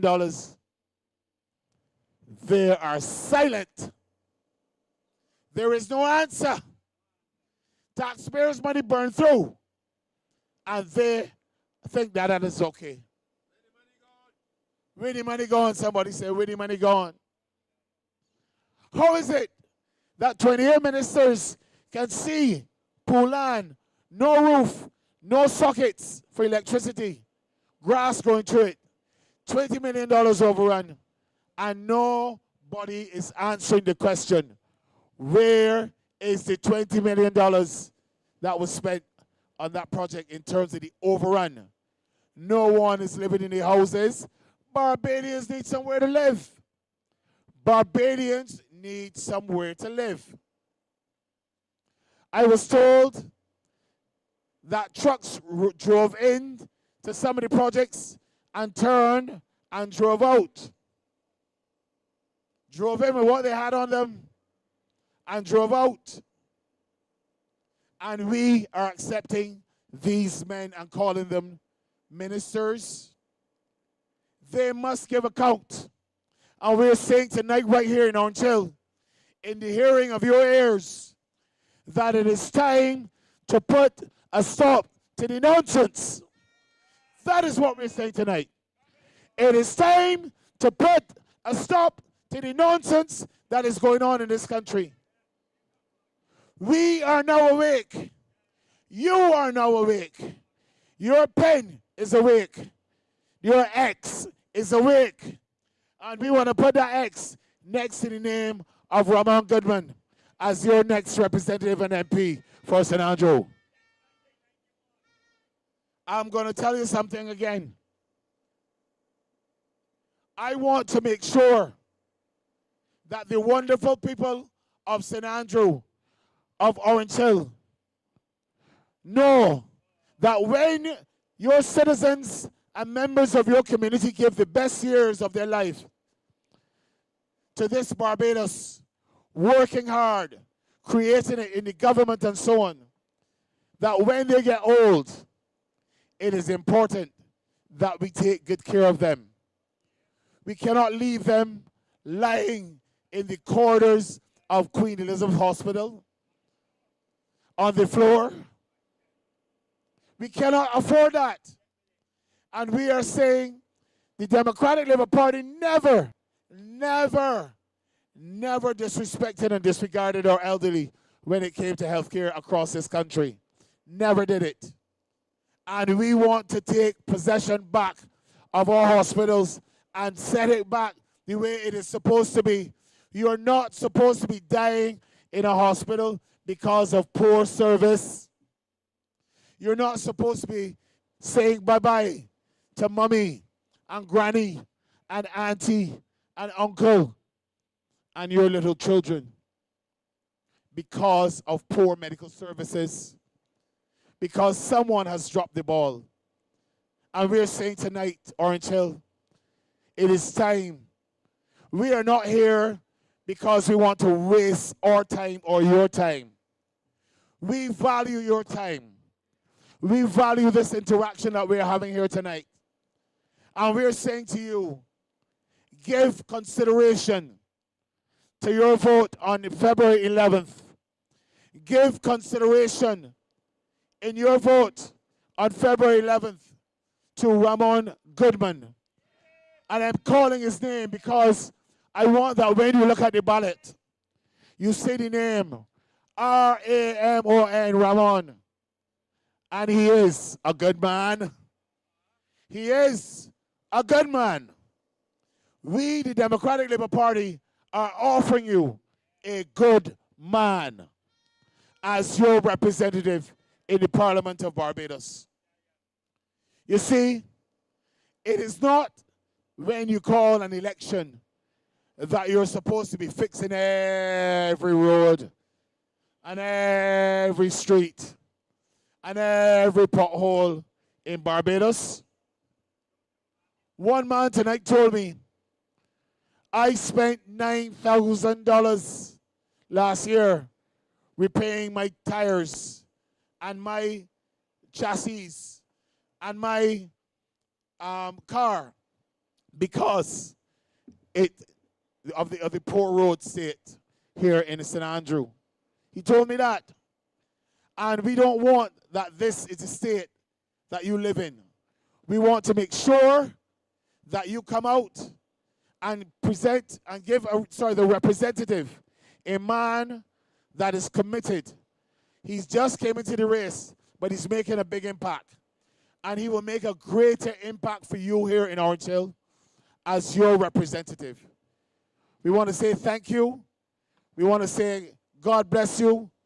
And we want to say be mindful. Be mindful of your choice. You gave them 7 years. You gave them 7 years. And they failed you. They disappointed you. They murdered you with taxes. They murdered you with sewage tax, gas tax, and 40 brand new taxes. That is not good enough. The Democratic Labour Party will put an end to that nonsense. Ladies and gentlemen, thank you so much. God bless you. And I pray that you choose Ramon Goodman. Good night. God bless.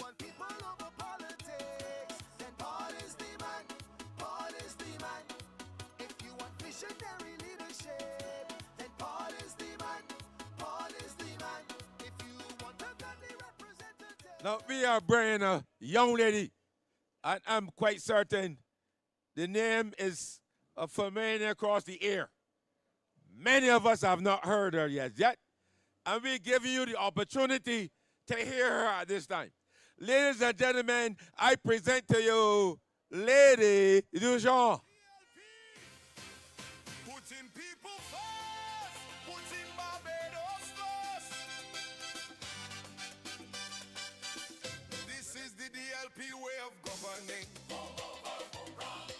Higher standards, open hands. Respect the minds of. Good evening, Orange Hill. Good evening, Orange Hill. Good evening, Orange Hill. Good night, good night. Are we ready to vote? Are we ready to vote on Wednesday? It don't seem like you're ready to vote. We are ready to vote.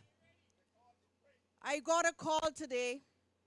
I just want to share that story with you. While I was canvassing, I received a call. And it was from an elderly couple from my constituency, St. George South. And the mother shared that she visited the former Minister of Housing because they were looking for a house for their family. And she's in her late 80s, and she has been trying her best.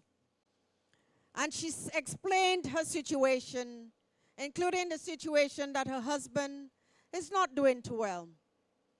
And she said, Ms. Dujon, his response to me was that you don't really need a house because your husband will die very soon. But let me make him understand something this evening. I spoke with the husband tonight, and he's alive and well. This is a type of representation that we have had over the last 7 years. My fellow Barbadians, brothers and sisters, our elders and our youth, women, children, I want us to know that this evening, this election is your election. This election is about the choices that we'll be making for the future of this country. This election is about our children and their future. This election is about the elder that have continued to be abused by this incompetent government and uncaring government. And I want to send a strong message to them this evening that the Democratic Labour Party is here with the people. We will not abandon the people. We are here to fight for their rights. And I can only tell you how I felt after I spoke with this elder, that it determined me that we need to continue to fight. We need to fight every single moment. At this moment in time, at this moment in our history, we cannot afford to allow the Barbados Labour Party to come and infringe on the basic rights of citizens, especially the most vulnerable in our society. My fellow Barbadians, brothers and sisters, especially to the youth, this evening I see many of you here. I see you. The Democratic Labour Party, we witness and we see you. You're not invisible to us. We recognize your struggles. We recognize what is happening to you in this country, that you're not given the opportunity, that everyone else is given the opportunity. They're given the opportunity to own land in this country for free, while you struggle to even get a little job here and there. They give everyone the opportunity to work here for, in some cases, very little. When you, as a youth, you have gone through the training, you have completed your education, but you still cannot get a job in your own country. This is the kind of governance that we're living in. But I have a message to the youth this evening, a very simple message. This is your country, and you must reclaim your country. You have a right, you have a democratic right to live in a country where you have the opportunity to flourish like every other citizen. You have a right to own property in this country. You have a right to live in a place where you do not feel threatened by the fear of violence, particularly crime and gun violence in this country. You have a right to live an old age. This is your right. We have seen too many of our young men and women in some cases die through the hands of violence while this government, while this incompetent, uncaring government continue to have fetes and merrymaking while people continue to struggle in this country.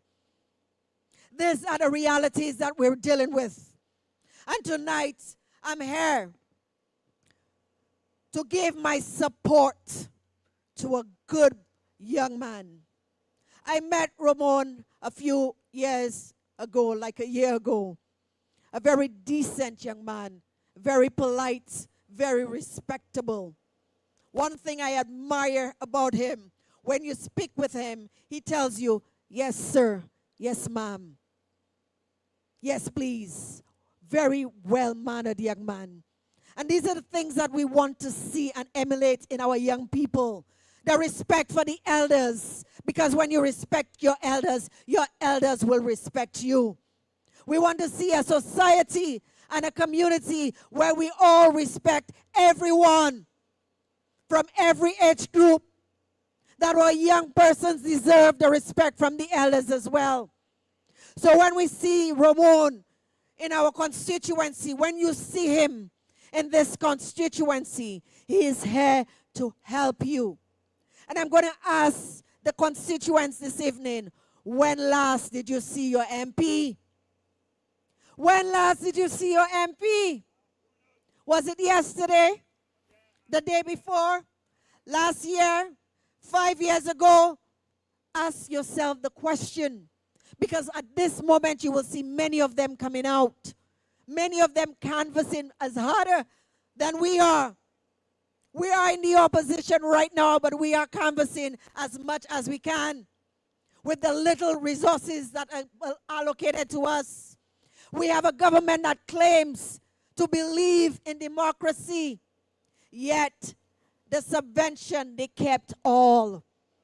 This is the kind of government that we're dealing with. We're dealing with a government that is unjust, a government that is unfair, and a government that believes that inequality is the norm. We cannot continue to exist in that kind of behavior, in that kind of thinking. It is not the kind of thinking that will move our people and our country forward. So fellow Barbadians, constituencies, we need to stand up, we need to rise, and we need to stand strong. They are coming with us with all kinds of gimmick.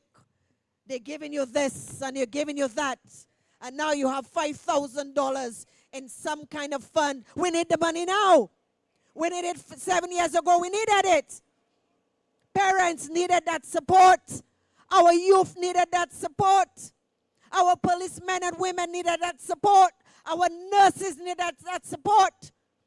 Our fisher folks and our farmers needed that support. And most importantly, our teachers needed that support. We are seeing what is happening in our schools. We are seeing every single day our students have to be deprived of an education. Yet we're hearing this government talking about educational transformation. You cannot even keep schools open for 1 week. You cannot keep the schools open so that the students can learn in an environment which is healthy for them.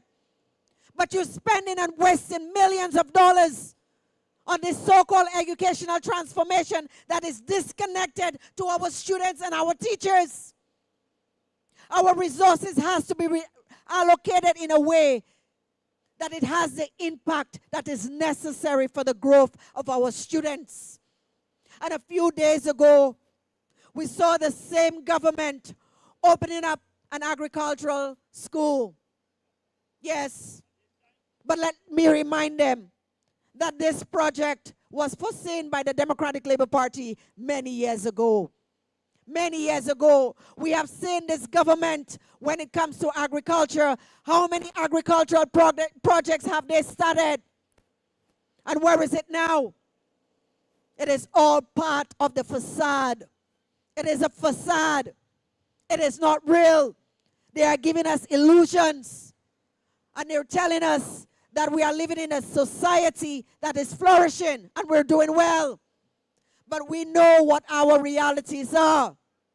I know every single one of us here, and those online, and those at home in the communities and the villages, that you know the realities that you're living in. All the gaslighting that they're doing, they're telling you that, no, this is not your reality. We know the hardships. We go to the supermarkets and we know how hard it is for us to purchase the basic items in this society. How hard it is to pay for our bills, our electricity bills, our water bills. How hard it is for us to get basic transportation here. And don't even talk about the roads. Don't even talk about the roads. When you look at the roads, when you look at the roads that we have in our constituencies, in our villages, in our communities, it is an indication of this government. The roads is what symbolizes what they are. They are incompetent. Every time you look at those roads, you see what the Barbados Labour Party has done to our country. It reminds you of who they are and what they're doing to our hard tax-paying monies. We are paying our taxes and we have no problem paying it. We work hard and we ensure that we pay our taxes. As a matter of fact, we don't have a choice. We have to pay the taxes. But do the work of the people. Let us see the services that you're doing. Let me see the performance that you're doing. These are the realities that we have to deal with. My fellow citizens, as I go through my constituency of St. George South, every single day, every single moment, either I meet them while I'm canvassing or they're outside my office. It also appears that my office is now the new office for the constituency. There are so many concerns. So many concerns with the elder. So many concerns with housing. So many concerns with our young persons. So many concerns with our farmers. So many concerns with the water situation. You would not believe that even in Dash Valley there are people without running water at their homes. These are the realities that we're dealing with. But tonight, that same MP is on a platform speaking. But up to this day, he cannot account for the 60 million that has disappeared. He hasn't accounted for it. None of them have accounted for any of the missing funds that the Auditor General has indicated to us. These are the realities. So, my fellow comrades, my fellow citizens, my fellow constituents, God has given us an opportunity. I know it's a snap election, but God does not make mistakes. God does not make mistakes. God has given us the opportunity to get rid of them. To get rid of them. On Wednesday, the polls are open at 6. We will be up at 4. We will be up at 4. We will not miss any opportunity not to vote, because we are going to vote for our children. We are going to vote for our grandparents. We are going to vote for the youth. We are going to vote for every single Barbadian in this country, whether they like it or not. And we'll also vote for the Barbados Labour Party stalwarts. We will vote for them too, because even for them, we are going to vote for those who support the Barbados Labour Party, because they too need the help. They too need the help. Don't mind them with Democratic Labour Party or Labour Party.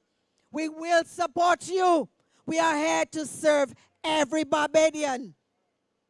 So colleagues, friends, family, come out. Grab everyone. To the youth, I see you.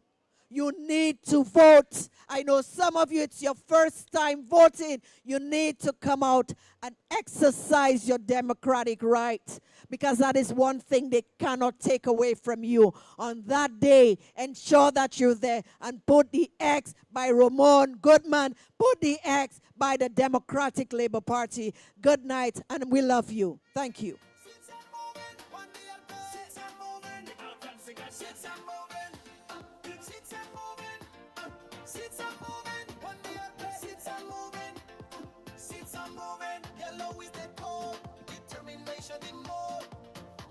Rise up, we carry in below. Future in we hands, Barbados we see. Seats and moving, jump on the DLP. Seats and moving. I'm going to bring a young man to the podium at this time. Jamal, many of you in the area know him. Many of you haven't heard him on the platform as yet. At this time, Jamal, where are you? Come on up and secure in these times. But that hurt my belly. This time it gave me belly ache. I gotta be careful it don't give me diarrhea too. Our Prime Minister is respected at home, around the world. The strength of our leadership keeps us safe and stable. I left you the judge of that. I left you judge of that. Don't let it hurt your head, because it hurt in my belly.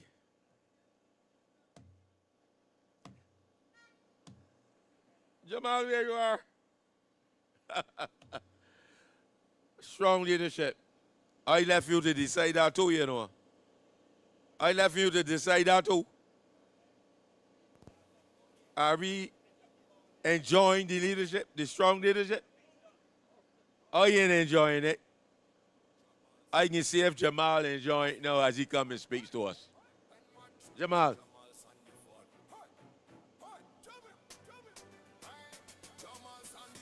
Small youth from the rock, slinging a hand.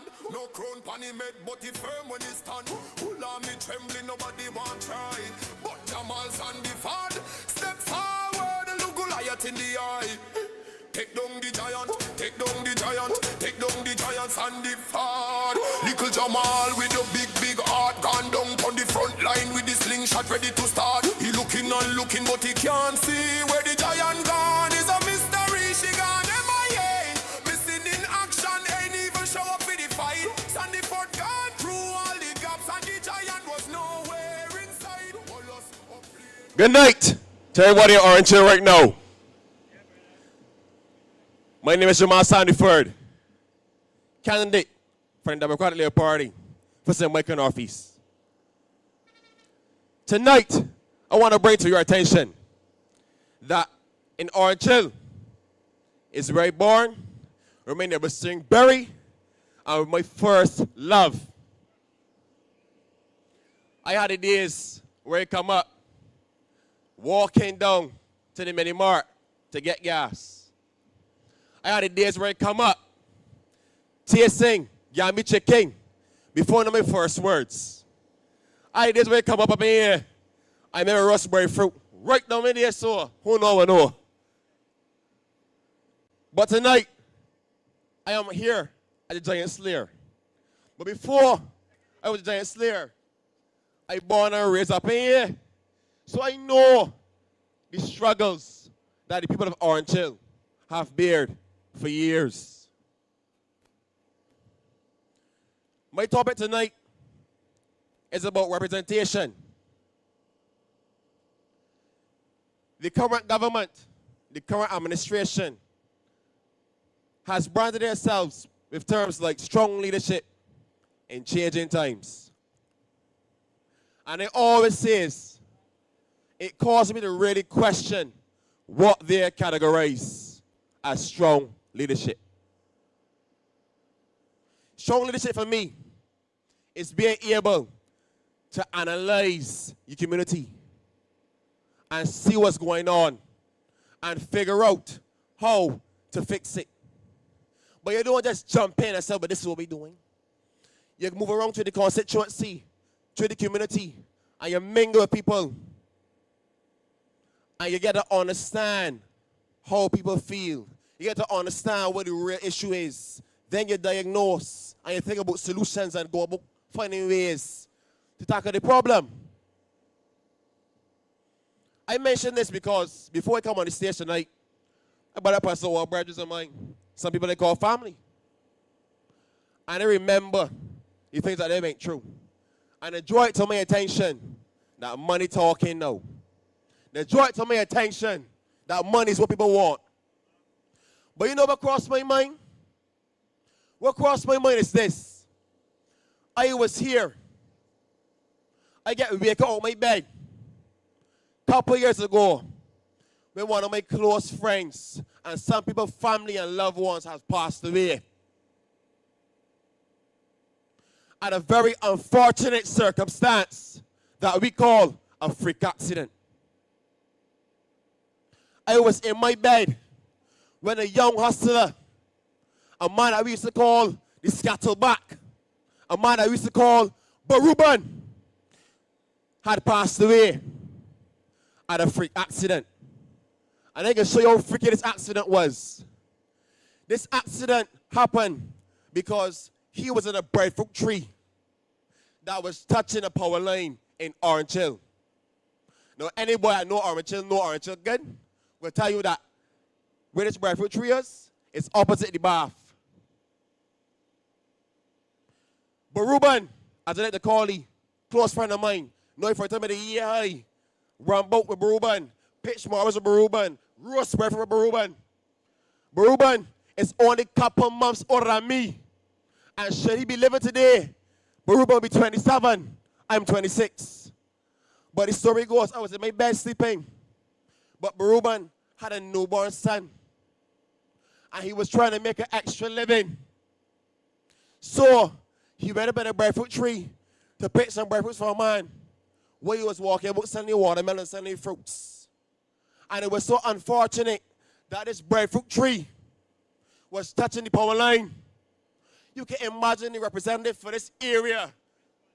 I'm not calling any names.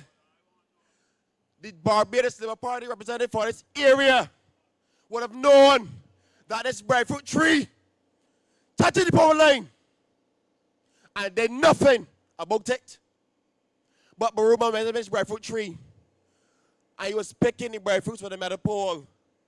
And it was so unfortunate that when this tree touched the pole, touched the power line,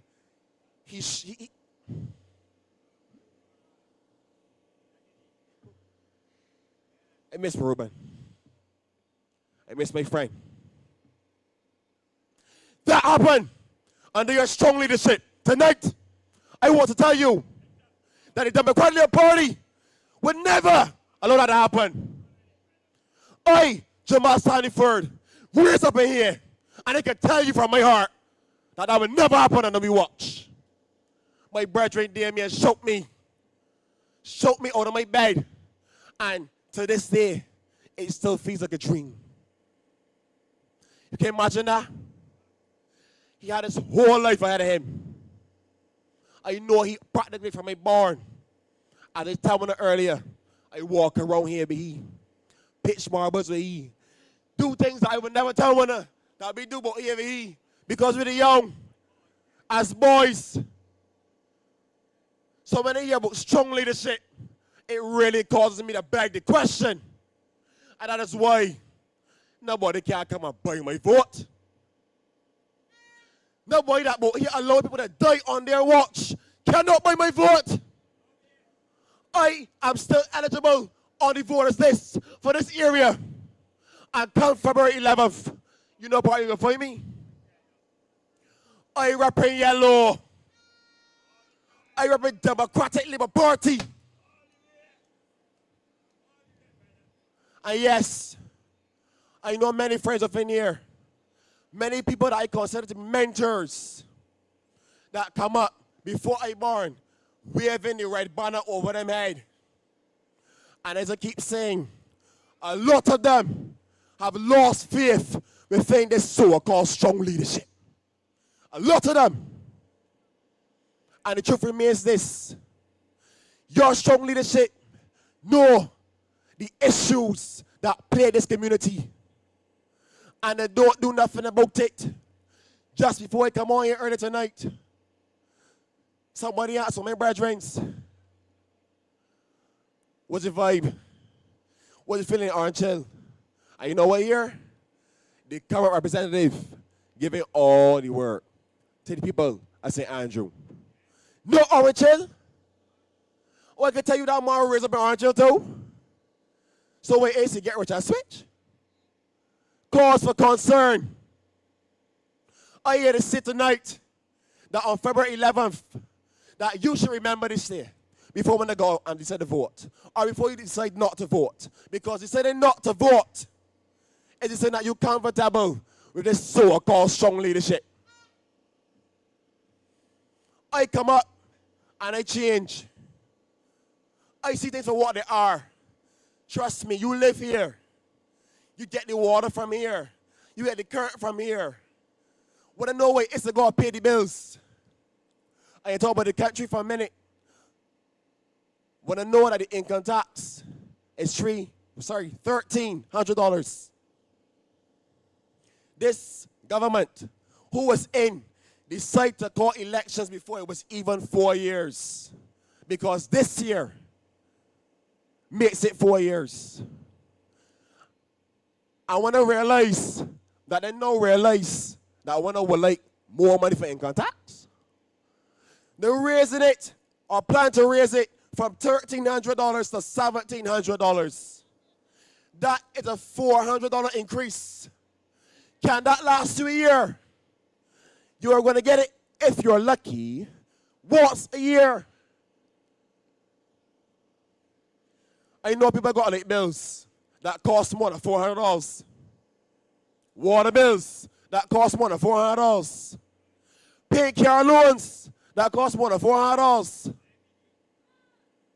And I can tell you, saying no, if $400 could have get one of 40 back in, he would got the reason to come and canvas. He would got the reason to come and represent one. Because it would mean that one that could be bought. Or jail. I'm here to say tonight, you cannot be bought. $400 cannot buy your soul. So do not sell your vote. Because selling your vote is just as bad as selling your soul. I remember under certain strong leadership, we had fears. Down at Orange Hill, pastors, we like to call it by standard playing field. When last one had a fear. We used to have fears at the learning center. When last one had a fear. We used to have regular cricket matches, regular football. How often the playing fields get used now? When I go tell me, I tell a lie. Right now I go big up my brother Ramon. Because if not me, then it's he down here to take over the reins and lead me into the right direction. When I really get a chance to experience Goodman, as I like to call him, but my brother Ramon is one of the most considerate individuals I have come across. He recently turned 40 this year. Goodman is not the sound man.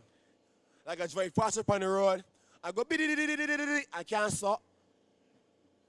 Goodman is a man that stop as soon as he see you.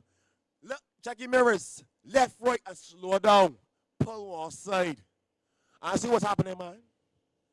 And not arrogantly, but considerately.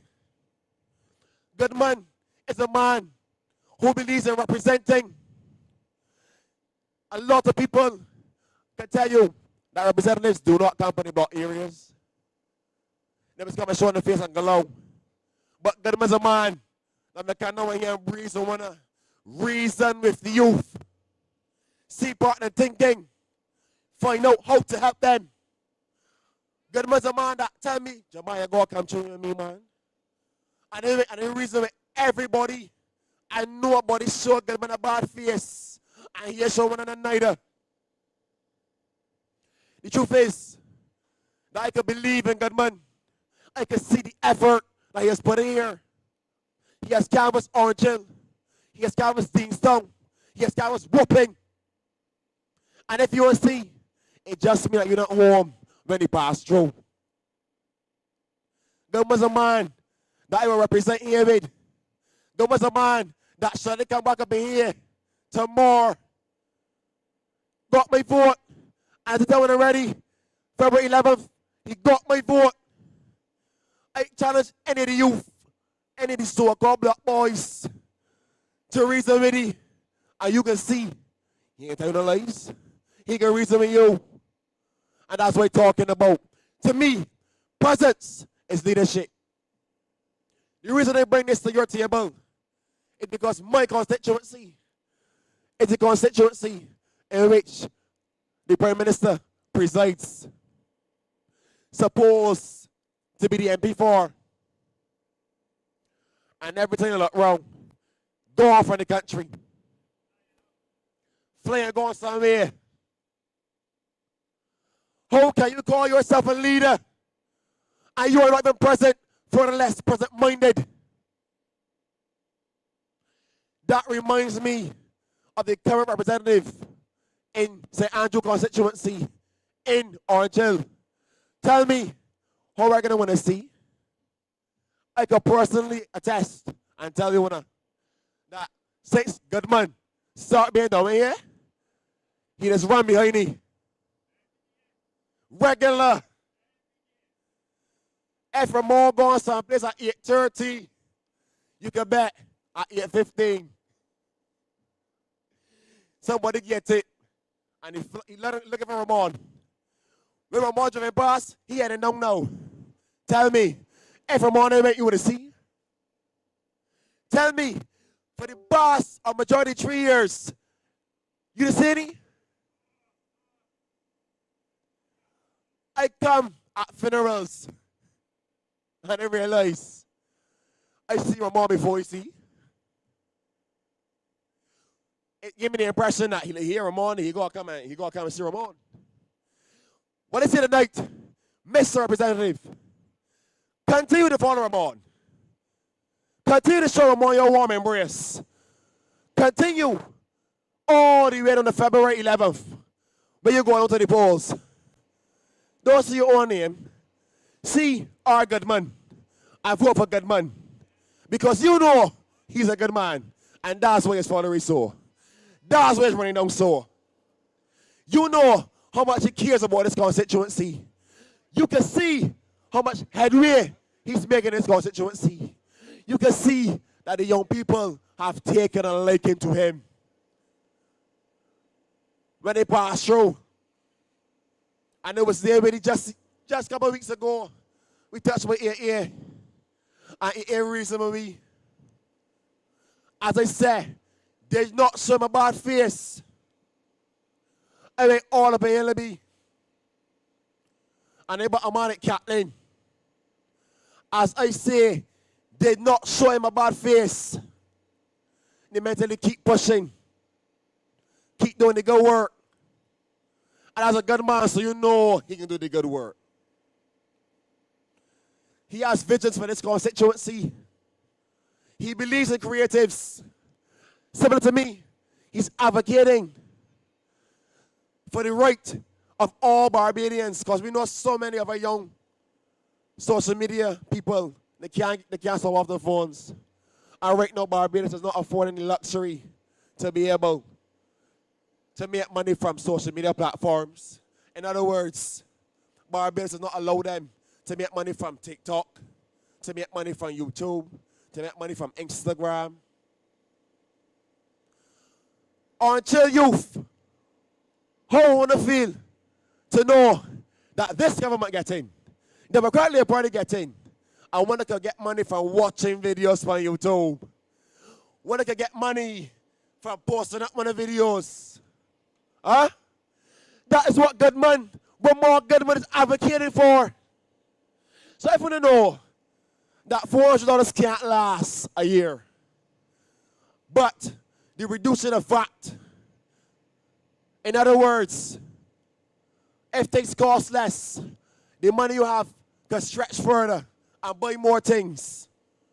And you know that your salary, even if you work in minimum wage and immediately $71, and I don't give you, can not mean something because the VAT will drop. The value added tax will drop. It will put you in a situation where now your money can stretch further and you can afford more. And you will like something like that. Vote Democratic Party. Vote Ramon Goodman.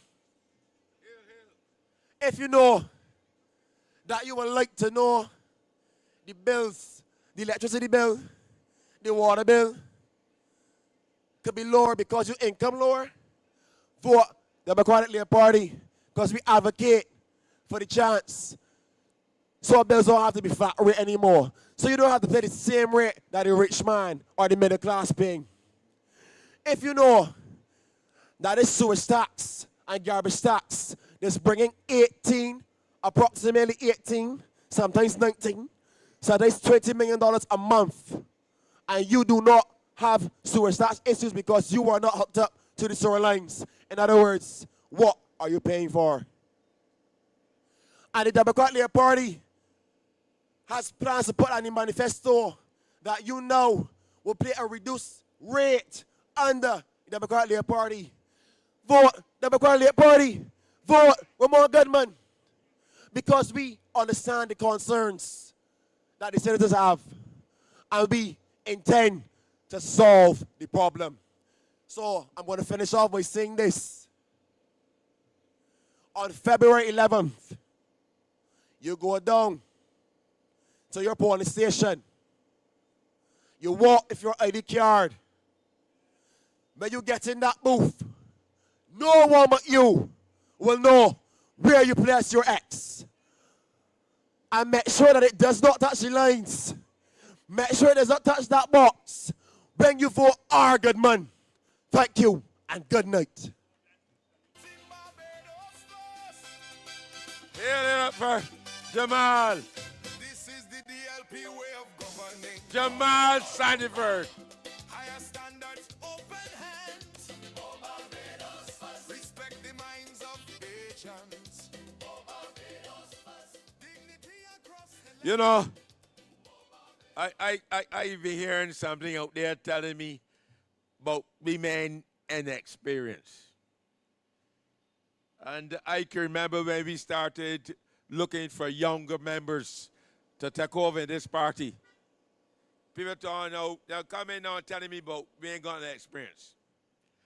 You know, in 2018, they were holding on on the leaders'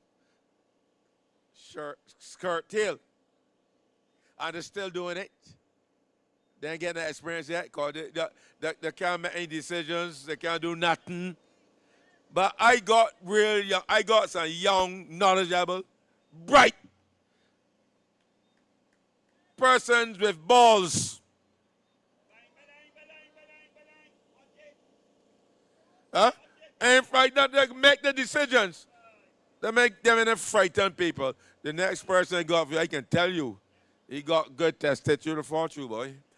That we are coming here, a work colleague of mine. Right?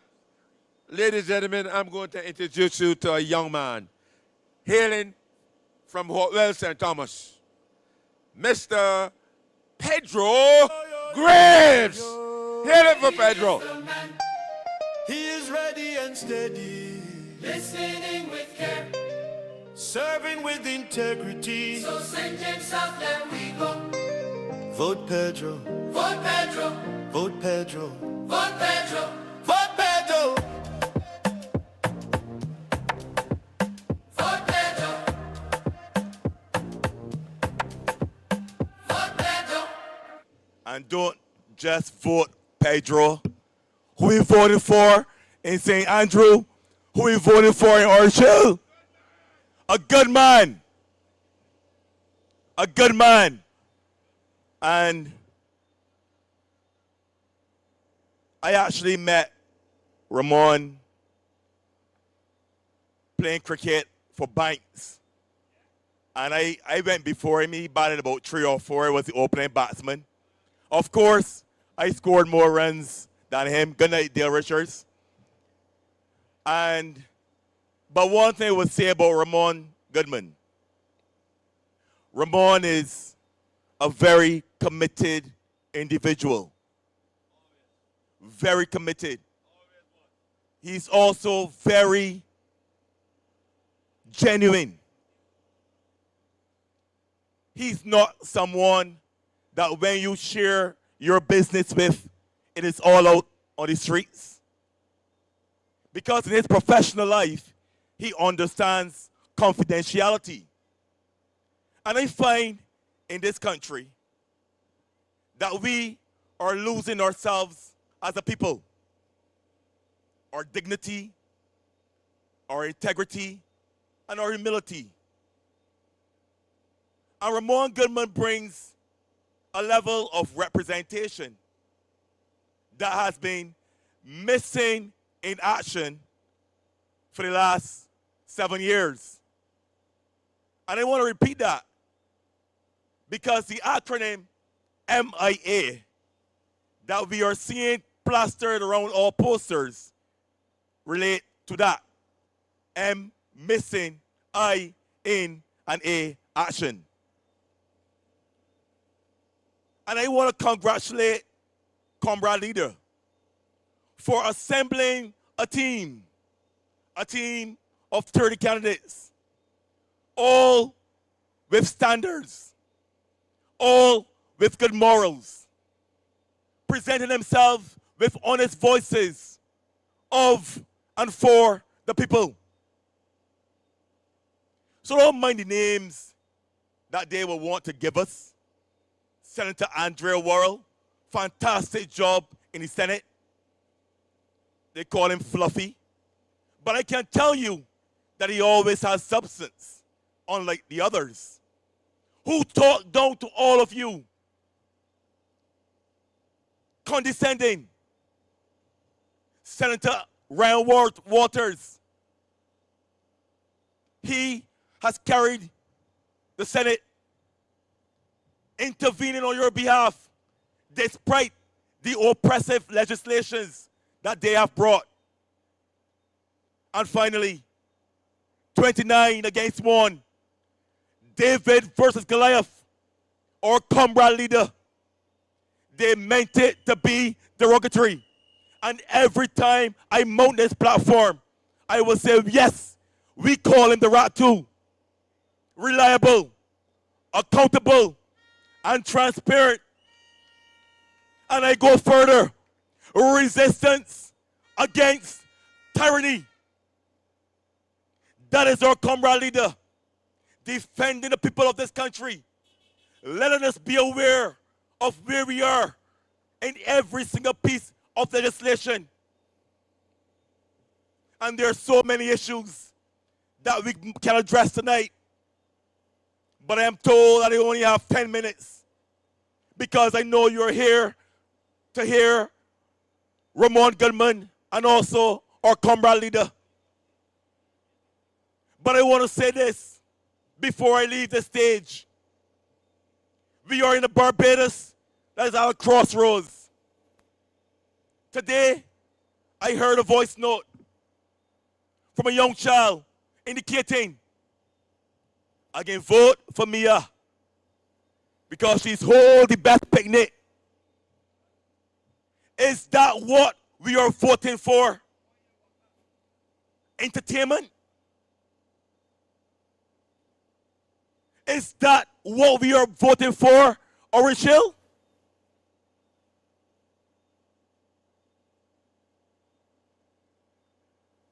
We are wise people. We have common sense. Do not mind the handout that they will give you $300. And then you have to wait 4 more years.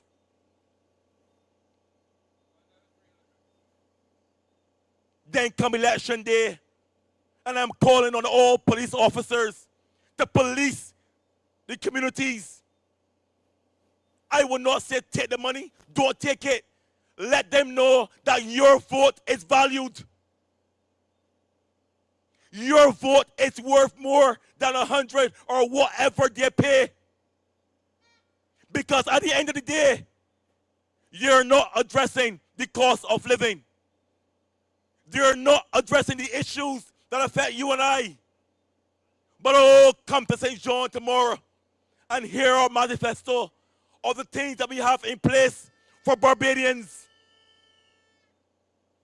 So my friends, Orange Hill, surrounding areas, and all those in the earshot of my voice, do not mind the social commentators, because some of them are actually canvassing right now for the BLP. Do not mind those that are on social media. Do not mind the polls that you saw come out, because if I had to ask any of you, if any of you were interviewed, were surveyed, none of you, it was an AI-generated post based on social media comments. And those social media comments were doctored with paid actors. But Barbadians, when I travel throughout the constituencies, I hear your frustrations. I hear it. And I know that come February 11th, that you will do the right thing.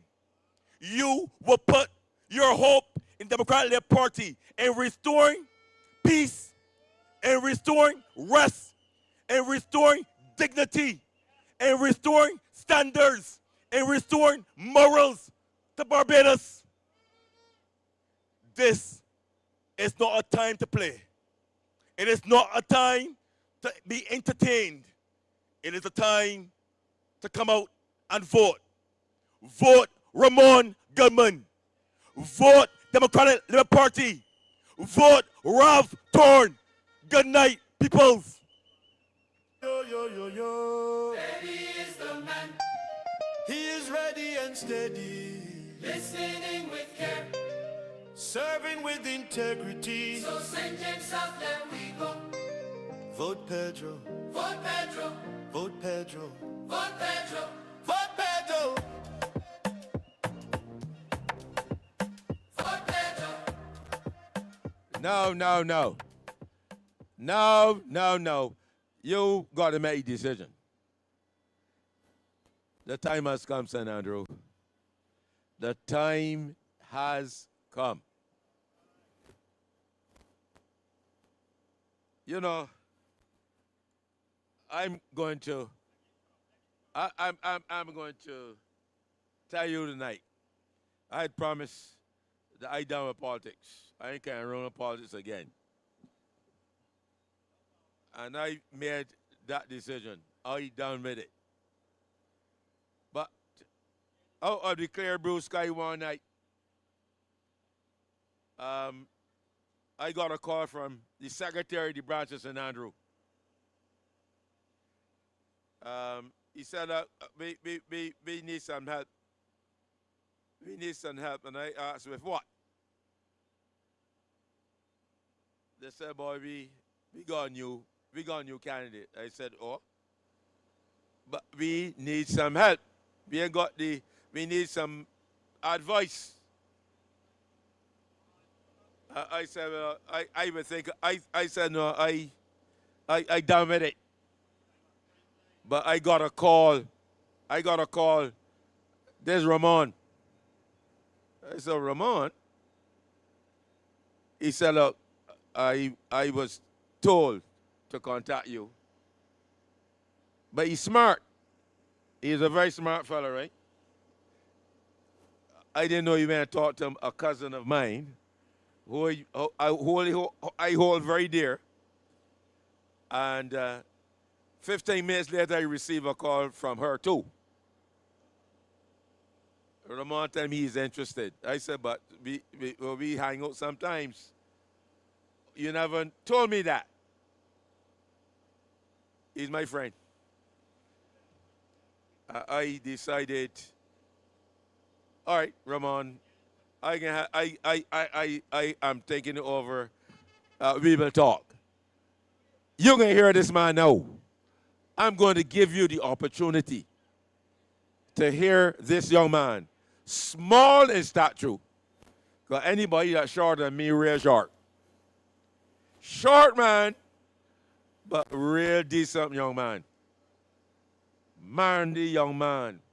A man who in all his life, working life, he contributed good human and good customer relations. He is going to bring this into his political life. And I'm telling you that he will not disappoint you. Ladies and gentlemen, I present to you Mr. Ramon Goodman. Here comes the officers asking for a search. They found no weapon, just only a draw first. But I'm so solid as a rock, they just can't stop me now. Even when they set their traps, they just can't stop me now. People will say this and that, they just can't stop me now. Even when they set up roadblocks, they just can't stop me now. When they come with their evil. Good night. Good night. Solid as a rock. We have no fear. No fear, Democratic Liberal Party. No fear at all, solid as a rock. Let me reintroduce myself. My name is Ramon Akil Goodman. Ramon, a good man of, for, and by the people. Now, let me just give you a little background of Ramon Akil Goodman. I have been in the service industry for 20 plus years. I know how to serve the people. I am your servant. I'm here to serve you. I am here to listen to you. It isn't about celebrity for me. It is about service. It's about listening. It is about finding solutions for your challenges. And I am here to do that throughout the times, throughout the ages. Now, I've been hearing and I've been listening to the people of the St. Andrew constituency. They have been talking to me. They have been saying that the current representative, the outgoing representative, he has been talking about the fact I don't know how to catch crabs. He was influential. He was instrumental in the crab night. I don't know, as a man, how a man will be boasting about catching crabs. Catching the crabs. I don't know, but you know what? If that's his fame, this claim to fame, let him continue to do so. But I am about the people of the St. Andrew constituency. I am about continuing to listen to the people of the St. Andrew constituency. Now, I want to talk about what the people continue to talk about. They continue to talk about the bad roads. They continue. Broke it on. Broke it on. Broke it on. Broke it on. Broke it on. That is how the vehicle sound. That is how the vehicle sound in the St. Andrew constituency. Broke it on. Broke it on. Broke it on. Broke it on. Broke it on. Broke it on. Go ahead. Up to you. That is how it sounds, peoples. Broke it on. Broke it on. Broke it on. Broke it. Broke it. Broke it. Broke it. Broke it. Broke it. Broke it. Broke it. Broke it. Broke it. Broke it. Broke it on. Not good enough. People of the St. Andrew constituency. Not good enough. Now, I'm going to try my best not to continue to touch on the ills of the constituency. However, I must continue to talk about what the people of the constituency, what they have been saying. The people of the St. Andrew constituency, they have been saying George Payne tried to do well, but Ramel, he has the people of the St. Andrew constituency smelling hell. Not good enough. I'm not just here to criticize. I'm here to highlight the challenges that the people of the constituency continue to face. We talked about the bridges. After $256 million borrowed from the Chinamen, the bridges are still down. The bridges are still down.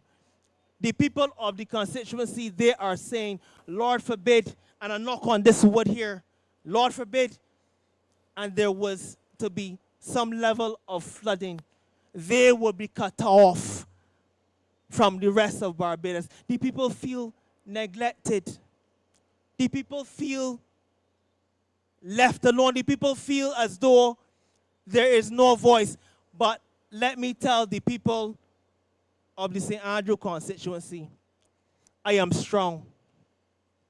I am willing to stand alone for what is right where the people of the St. Andrew constituency are concerned. I'm willing to go against the grain for the people of the St. Andrew constituency. I am never afraid. And that is what you need. You need someone who would get up in Parliament and say, you know what? Enough is enough. You do not need a minister of mute and silence as he would have been given or been put in some ministries. He's not in any ministries now. So now he is the minister of mute and silence. That is not what you need, people of the St. Andrew constituency. You need somebody strong like Ramon Akil Goodman.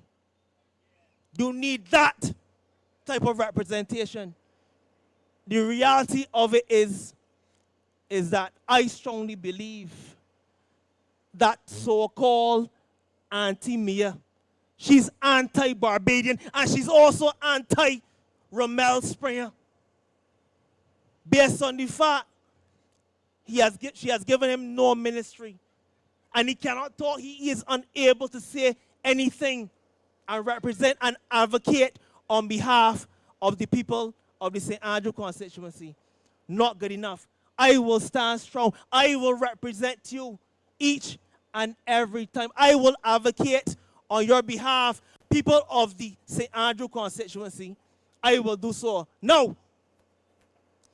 The reality of it is that when we, in the Democratic Labour Party, when we get up here and we highlight the challenges, they say, you know what? You're bringing the solutions. And then when we bring solutions, you say, you know what? It's about promises. But you know what? I am not going to use the word promises here tonight.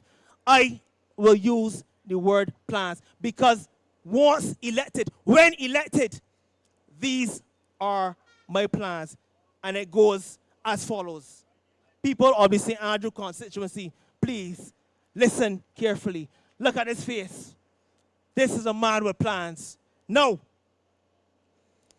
I have in my hand, well, not currently, but I have in my hand and in my possession plans for low-income housing. Low-income housing in the St. Andrew constituency. I have those plans in hand. Now, as I traverse the St. Andrew constituency, the younger people, they talk about the fact they are unable to own their homes. Own their homes, own piece of the rock. I have plans once elected that this will become their reality. Now, we talk about transparency, we talk about some level of commune, we talk about some level of socialization. My plan is, when elected, every single month, we will be outside, people of the St. Andrew constituency, whether it be football, whether it be cricket, whether it be some type of social line. It will be compliments Ramon Akil Goodman. That is one of my plans. The other plan, I realize that agriculture, that is a problem within the St. Andrew constituency. Never should be. Too much flora, too much fauna. We need to deal with that in a serious way. And I will be advocating where that is concerned, that the new farmers, the new people who would love to be in agriculture, I will be the face of that. I will be the face of the person who would advocate and give them a startup. That is extremely important. Now, before I go on, I just want to big up Rat Shack. I want to big up Gambi Shop. I want to big up the big bad AA Shop. I want to big up Crystal's Outback because my plan is whether you support A, B, C, D, E, F, G, all small and medium-sized businesses must eat a food in this constituency. Must eat a food. Now, I want to also unite Orange Hill and St. Andrew. I hear too much talk about friends and family and so forth, and they're the only people that would have been getting the opportunities. That will stop once Ramon Goodman is elected. As I mentioned before, small to medium-sized businesses must eat a food, peoples. That is important. That is my dream. That is what I am working towards.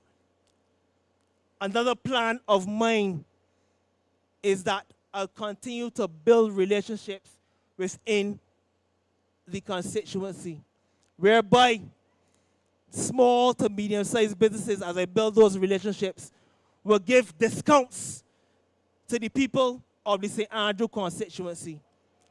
I will continue to work on that relationship so it will kill two birds with one stone. You will get more traffic within your small to medium-sized businesses, and also it will ease the burden economically for the person who is vulnerable. Peoples, for me, is about service to the people. It's about the vulnerable. It is about the ordinary Barbadian in this country. Now, in regards to the community centers and recreational facilities, I don't know how we can continue to have our community centers not in operation, peoples. They need to get back up and running, and once I am elected, they will be running after school activity, programs. These things must reign when I am elected your member of parliament. Extremely important. Now, again, sports. This pulls at my heartstring. Sports must reign in the constituency. Football, cricket, and you know what? Infrastructure where that is concerned, those must be in modern shape, not dilapidated and run down. They must not be run down. I give you one example. Conrad Hunt, peoples, he was a stalwart where cricket was concerned in Barbados. There's no way that the pavilion in Shorey Village called Conrad Hunt should be the state it's in. That will not happen under Ramon Goodman. It will not, it cannot happen, peoples. We need to do better. We will do better. I can go on now to underemployment. The youth, they continue to talk about the fact they're working 2 months on, 2 months off. There's no future. There's no light at the end of the tunnel. That is not good enough, peoples. We need to make sure that the youth, they are permanently employed. My vision is to have at least one young person employed in each household within the St. Andrew constituency. That is needed within the constituency. And once I breathe, once I'm breathing, I will make sure that I will advocate on the youth's behalf each and every time. Now, my comrade, Jamal Sandiford, he alluded to one of my visions as well too. My vision is in regards to content creators, in regards to influencers, they must eat a food. There must be some level of monetization where that is concerned. It is not currently happening. Some level of conversation and advocacy must go on. So the content creators and influencers will eat a food as well too. There's something called the creative economy, the orange economy, that can help diversify our economy, that can help build our economy as well too. Why not look at that in a serious way, peoples? That is needed within the St. Andrew constituency and broader of Barbados, broader areas of Barbados. Peoples, Listen up. I am your servant. I am to be used. One other initiative is that every single month, we will commune within the constituency. You must socialize within the constituency, whether Orange Hill, whether Borden, whether Shorey Village. We will commune. We will talk about the issues of the constituency, the challenges in which each area faces. We will face you. I will face you each and every month within the constituency. And we will thrash out all challenges and try to find solutions within the constituency. We will do so each and every month when I am elected your duly member. Transparency is important, and through this commune, I will continue to bring updates in regards to the road works, in regards to the small to medium-sized projects within the constituency. Transparency is needed, and it will continue to reign. Peoples, on the 11th of February 2026, I offer myself to you, Ramon Akil Goodman. I am your servant. Use me. Use me. I only know how to serve. That is what I have been doing throughout all my life. I will continue to listen to you. I will continue to commune with you. So, to the people of the St. Andrew constituency, I truly love you unconditionally. Good night. Sit and moving, one day I'll pay. Sit and moving, sit and moving, sit and moving, sit and moving, one day I'll pay. Sit and moving, yellow is the code, determination in mode. Young guns rise up, we carry in below, future in we hands. Now you heard the young man. You hear some of his plans. That's just a snippet. But there's a lot more he has going through his head. And he will stick to that. People of St. Andrew, tomorrow, Saturday, we will be doing some stopping through the area, stopping through the area. We will be moving on from the campaign house in Belle Plaine, and we're going to touch every single area in St. Andrew. We begin at 9:30. Join us on this trip right through the constituency.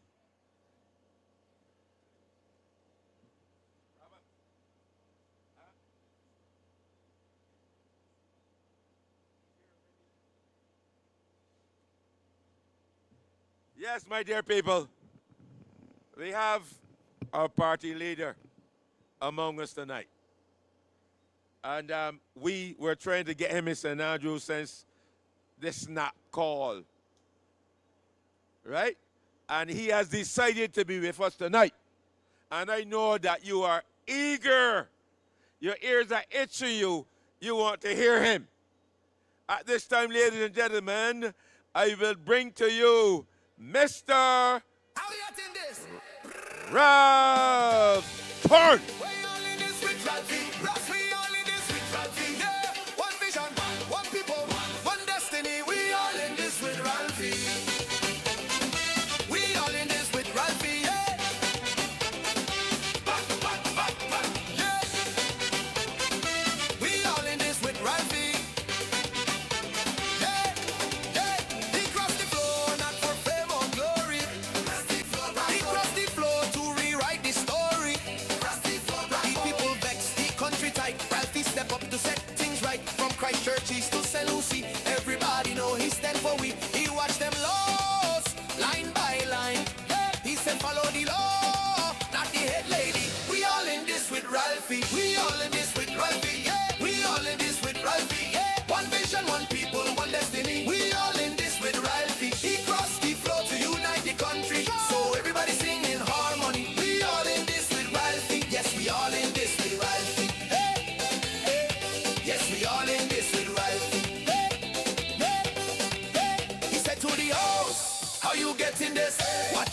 chaos parliament in a twist. One member while another talk too fast. Ralphie step in, make sense last. The people laugh, they clap, they grin, cause Ralphie sharp, he know how to win. The law and logic, he keep them tight. He bring order to the parliament fight. R-A-L-P-H-I-E. We all in this with Ralphie. R-A-L-P-H-I-E. Stand up tall for unity.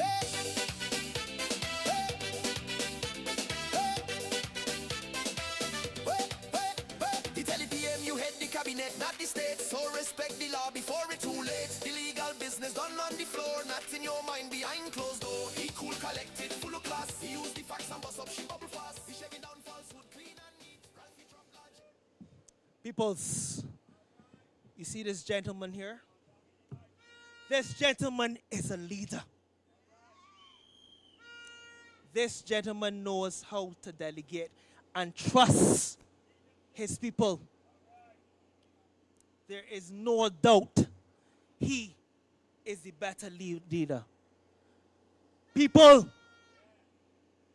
this is the leader for Barbados.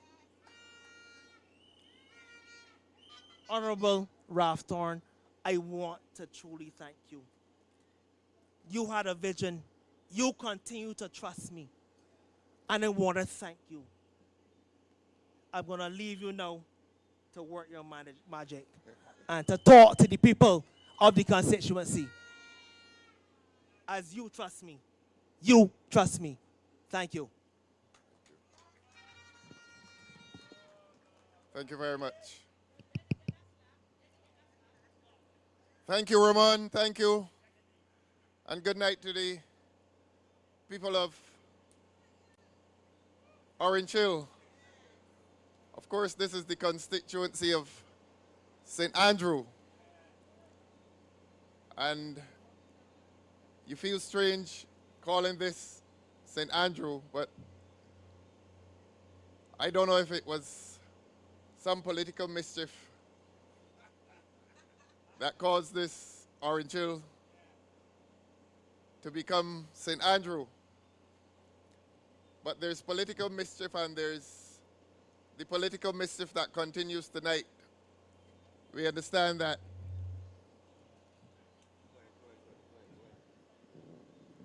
thank you very much. We understand that a lady is at a meeting somewhere in St. Michael reading the manifesto of the Democratic Labour Party.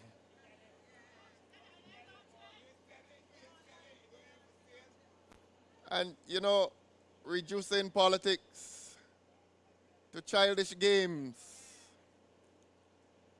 It's our manifesto, and she is invited to read it. It probably is the first manifesto that she's reading. Because what they released earlier in the week, nobody has discussed it. Nobody has discussed it. Not even them, Derek says. And it is consistent with the reduction of serious political debate to a game, to a childish game. And that is what the Barbados Labour Party is about. And Ramon came here and spoke of leadership. And that is the example that she is really demonstrating to the people of Barbados and to the people in the Barbados Labour Party. I don't know if they find it funny, but there's nothing, there's nothing funny about it. She hasn't discovered anything except that she has discovered a good document. So read it, read it, read it, read it. Read it, Motley. Read it, Motley. And learn something. Learn something. I want to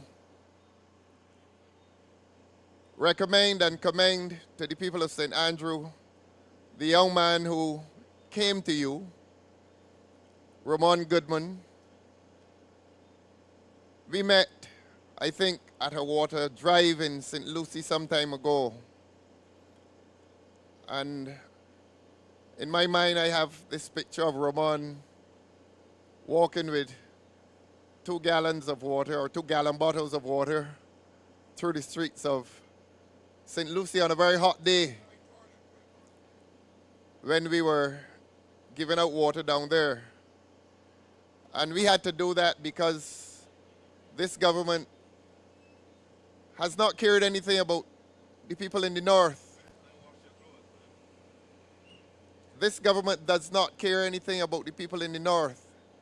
And that is where I met Ramon. I met him in a circumstance of government's indifference to the welfare of people in Barbados.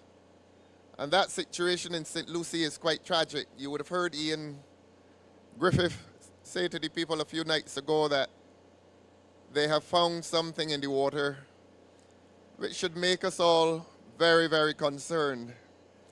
They used to talk about the sewage in the streets at Christchurch. And perhaps she's going to complain when I say that maybe there's sewage in the water in St. Lucie and in Barbados. And these are very serious matters. But the Barbados Labour Party is not taking the election seriously.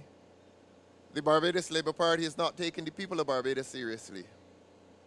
And it is a matter of some concern that that situation with the water has been allowed to continue.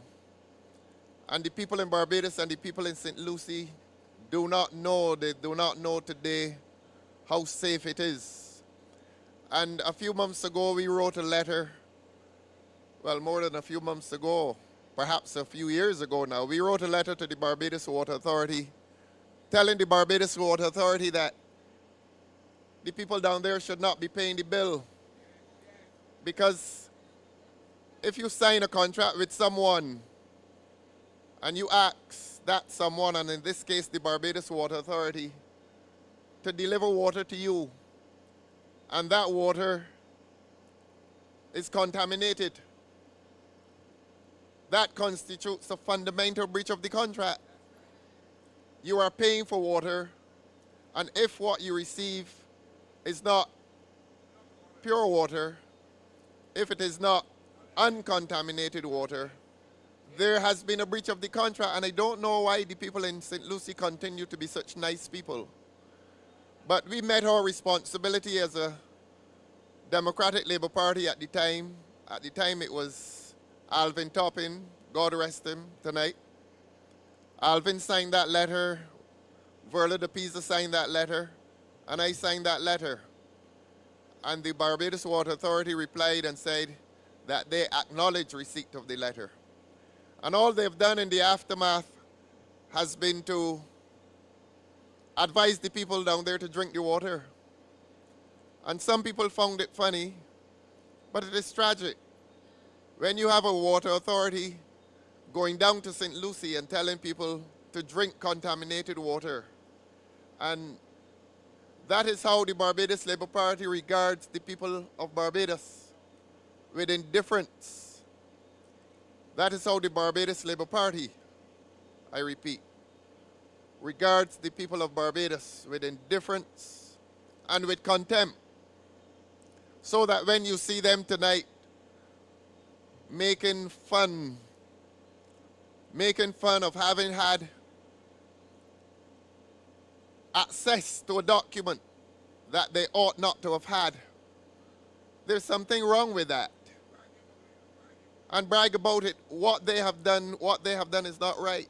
You don't have undue access to a document and joke about it. A prime minister really ought to be embarrassed. She should be embarrassed. You would have thought that she would be embarrassed to have access to a document which you call a leaked document. Leak means that you ought not to have it. And you are down there rejoicing and reading it. And that is the quality of prime minister that you have in this country. And I remain convinced that this woman is on her way out. She's on her way out.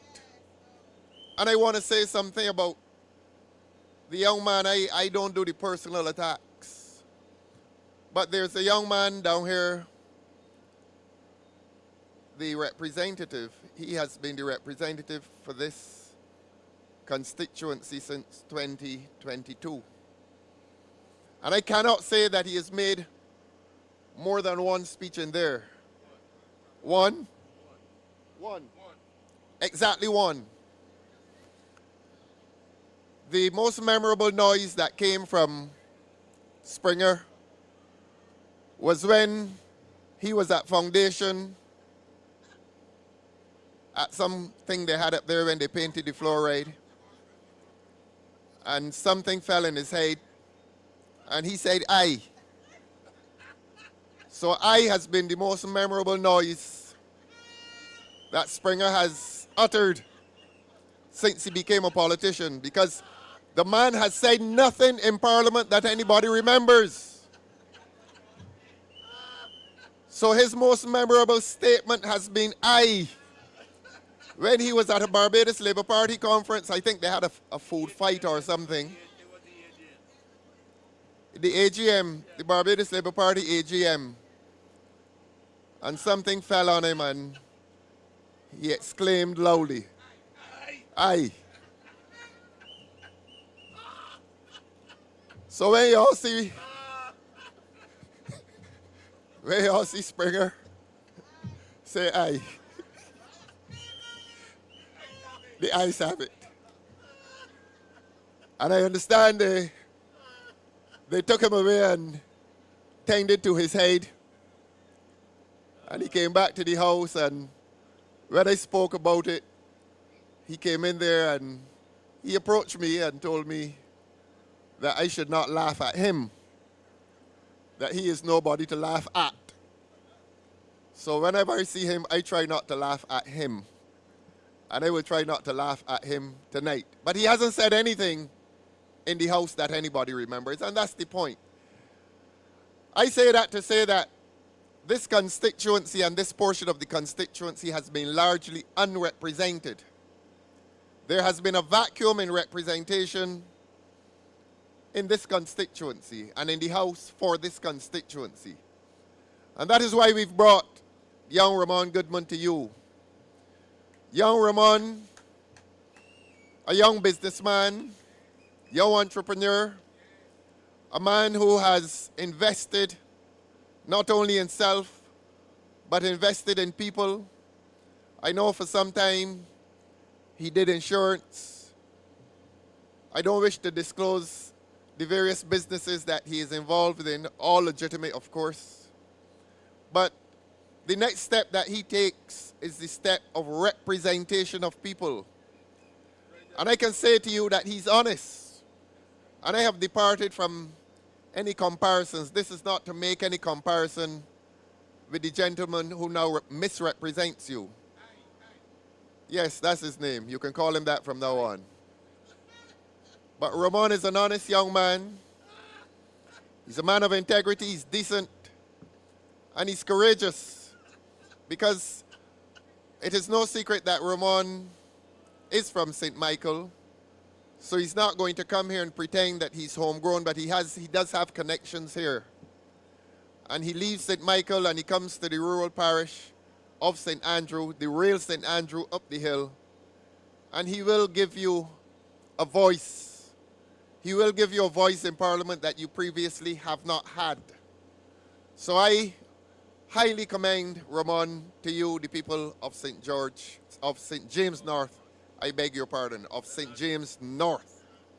Now, what the lady will find in the manifesto and what she will find in the promise of this Democratic Labour Party is a section on local government. And I want to say to you that when I was there, together with some other persons, we produced a report on local government. I think it was around 2022, certainly during COVID, when we met with several people across Barbados, and we produced this document. And it was a fairly ambitious document, and the government promised to implement it. And it was handed to a certain ministry, I think the Ministry of Social Empowerment, they called it. Yes, Humphrey, and we had a few meetings, and the government never did anything further. And it was an indication to the people of Barbados that the government is not interested in the participation of the people in governance at the local level. And as I said earlier tonight in St. John, local government is an essential feature of government in the future, because too many responsibilities exist at the high levels of government. A minister, a member of parliament, has to deal with national issues, and he is obliged to deal with local issues as well. And local government is not a prescription for a minister to abdicate local responsibility. But what must happen is that people at the local level, people in constituencies, must be empowered. You must empower people at the local level, so that matters of the bus service and garbage collection and drainage and road repair, bus service, all these are matters that affect people on a daily basis and affect people directly. And there comes a time in a country, there comes a time in a democratic country, when you must genuinely empower the population. That if a man lives on a street, he knows best the state of that street. If a man catches a bus or sees the bus service and understands that the bus service is not good, he best understands that the bus service is not good. And that central government must not always be called upon to resolve these matters.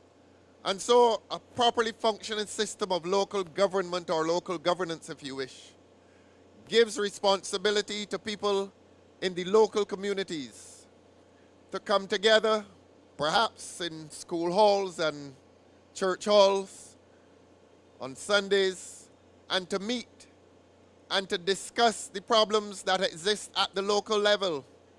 That is called empowerment. And you know, in Barbados, many years ago, we had formal systems of local government. There was the Southern District in Christchurch, but there was the informal forms of local government. We used to have a lot of clubs in Barbados, cricket clubs. I think there was Standard down here, for example. Netball clubs, cricket clubs, football clubs, all kinds of clubs. And this government, under the stewardship of the present Minister of Sport, said that he was going to create 100 clubs. A minister cannot create clubs. Clubs are an organic outgrowth. They're an outgrowth of the community. People either want to do it or they don't want to do it.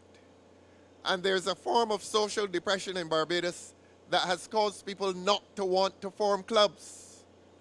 And one of the ways, and that is associated with the rise of criminal activity, there's a disinclination among the people to associate collectively, to do so in clubs. So you still have a few cricket clubs around, you still have a few netball clubs, but generally, across Barbados, there's a disinclination against club life. Yes, there are teams, and there's a fundamental difference between a team and a club. People come together for a season, they play cricket, they play football, but the organization does not survive the season.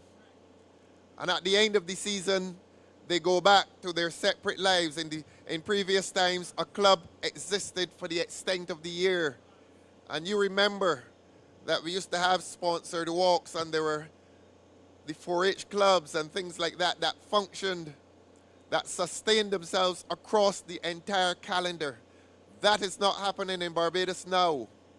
And if government wants to empower communities, and if government wants people to come together in that kind of collective activity, what better way to do it than to establish local councils, community councils, call them what you wish, so that they become responsible for the government and the governance of their local communities.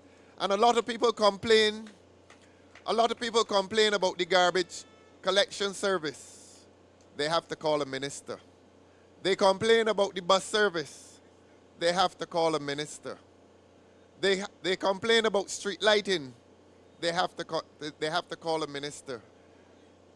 They complain about road repairs. They have to call a minister. And our prescription for future Barbados is that you should not have to call a minister any longer.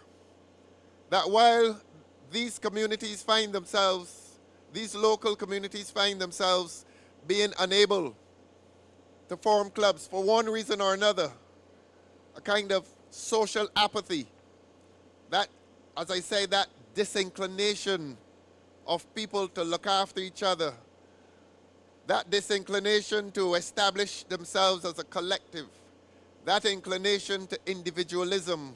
And that is one of the problems, that is one of the features of modern life, that people become more individualistic as society becomes more modern. And modernity tends to destroy a lot of human association. And if a government wants to encourage and promote interest in the collective, one of the ways, and this is coming from the Democratic Labour Party, so let her read it. This is coming from the Democratic Labour Party. This Democratic Labour Party will seek to establish local councils that will empower people and give people the responsibility for managing their own affairs at the local level.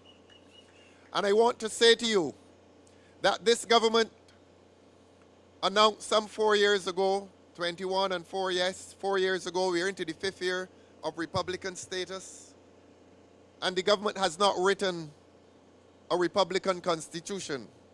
And I say that if we succeed next week, and you want me to say when we succeed next week, but I use the word when because it is in your hands. It is not in our hands.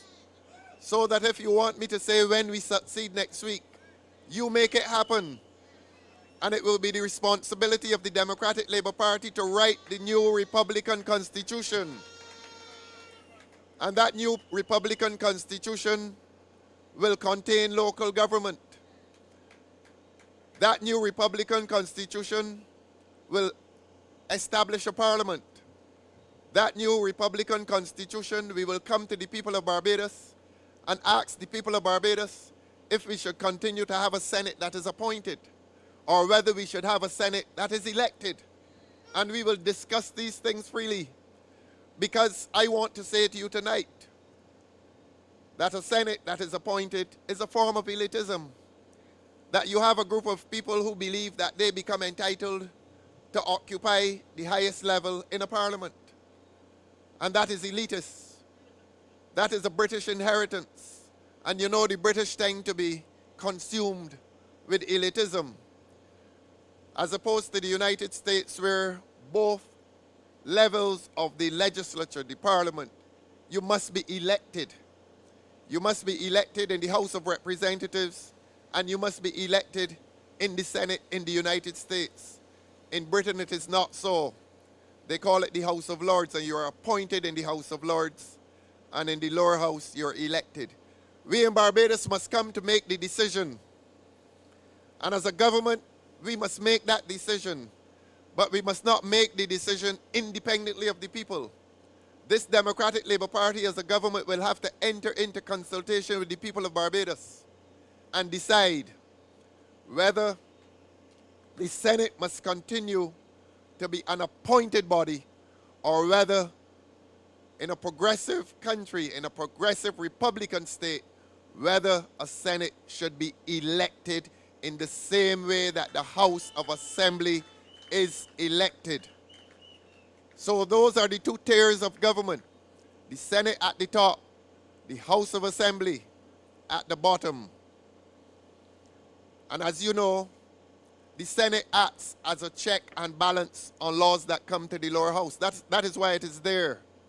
that a law is passed in the House of Assembly and it goes to the upper chamber, as we call it, it goes to the Senate, and the Senate ratifies it. We call that a check and balance, an assurance that what the lower house has done has been well done.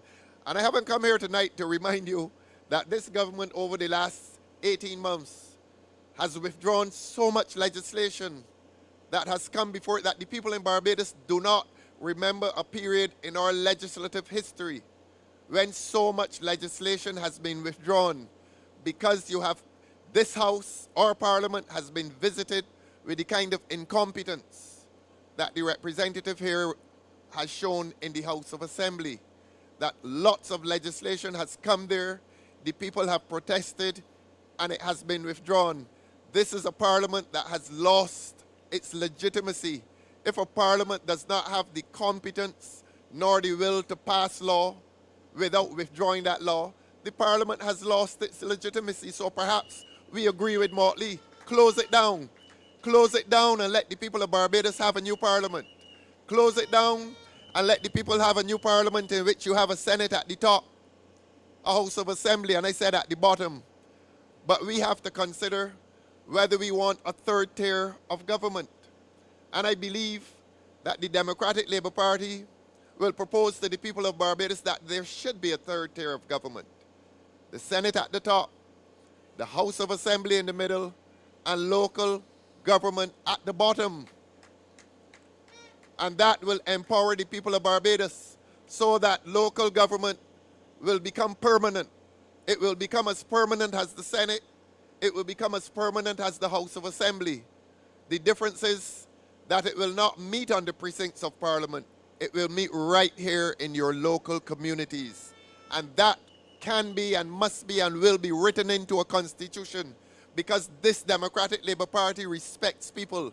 This Democratic Labour Party believes that the people of this country in the local communities are deserving of the measure of respect that their activity, that their representative body must be written permanently into a permanent record called a constitution. And that is the measure, the large measure of respect that this Democratic Labour Party has for the people of Barbados, that local councils must be written into a constitution, they must become permanent, and they must be paid. We had said in that report that it should be incentivized. In other words, if you have a group of persons in Orange Hill on a community council and they're taking their time and they're resolving problems and they're meeting once a month and they're exchanging with the people in the community and they're taking information from the people in the community and they meet as a body, you pay them. And we had suggested that it is funded by the Parliament of Barbados, because it is the Parliament of Barbados that funds the Senate. It is the Parliament of Barbados that funds the House of Assembly. And that money comes from government. And the government takes that money from the consolidated fund. Of course, you're living in a country now in which the monies from your consolidated fund are to be sent overseas, $75 million a year to send to overseas companies. And nobody knows who those overseas companies are. But we will talk about that another time. I have come here tonight to tell you, the people of Orange Hill, that this government intends to take you as seriously as that,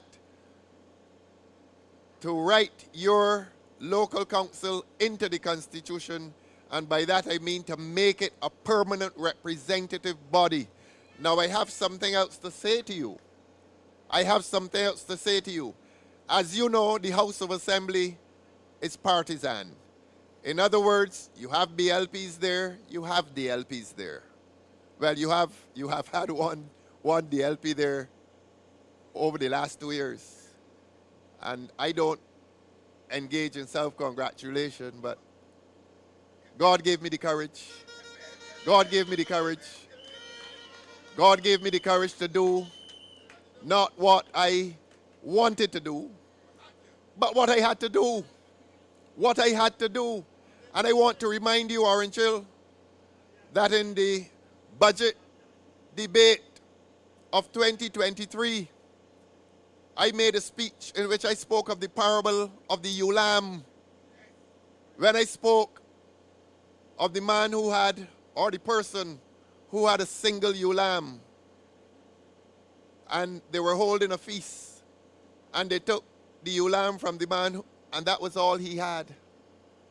And the rich man, all the property that he had, he was left with that, so they took away the ewe lamb from the man, a poor man. And I analogized that with the situation in which 3,000 people in this country had been given jobs. 3,000 people had been given jobs. And they took those jobs away. These were poor people who were given menial jobs. But they were given jobs all the same, and I think they were paying them about $500 a week. Not a lot of money. But without that job, they had nothing. And I had celebrated when they got the jobs. I celebrated that because you cannot condemn people to poverty for the rest of their lives and for every day of their lives. And so when government did it, I congratulated the government. And when government took the jobs away, sitting on government benches, I criticized the government. I did that, and I had not yet left the Barbados Labour Party, but I knew I had to leave. And when I went to the house of the president to be sworn in as the leader of the opposition, I told the people in this country that I had a choice between blind loyalty. Either I would be blindly loyal to the Barbados Labour Party, or my conscience would guide me. And it was my conscience, and it was honesty.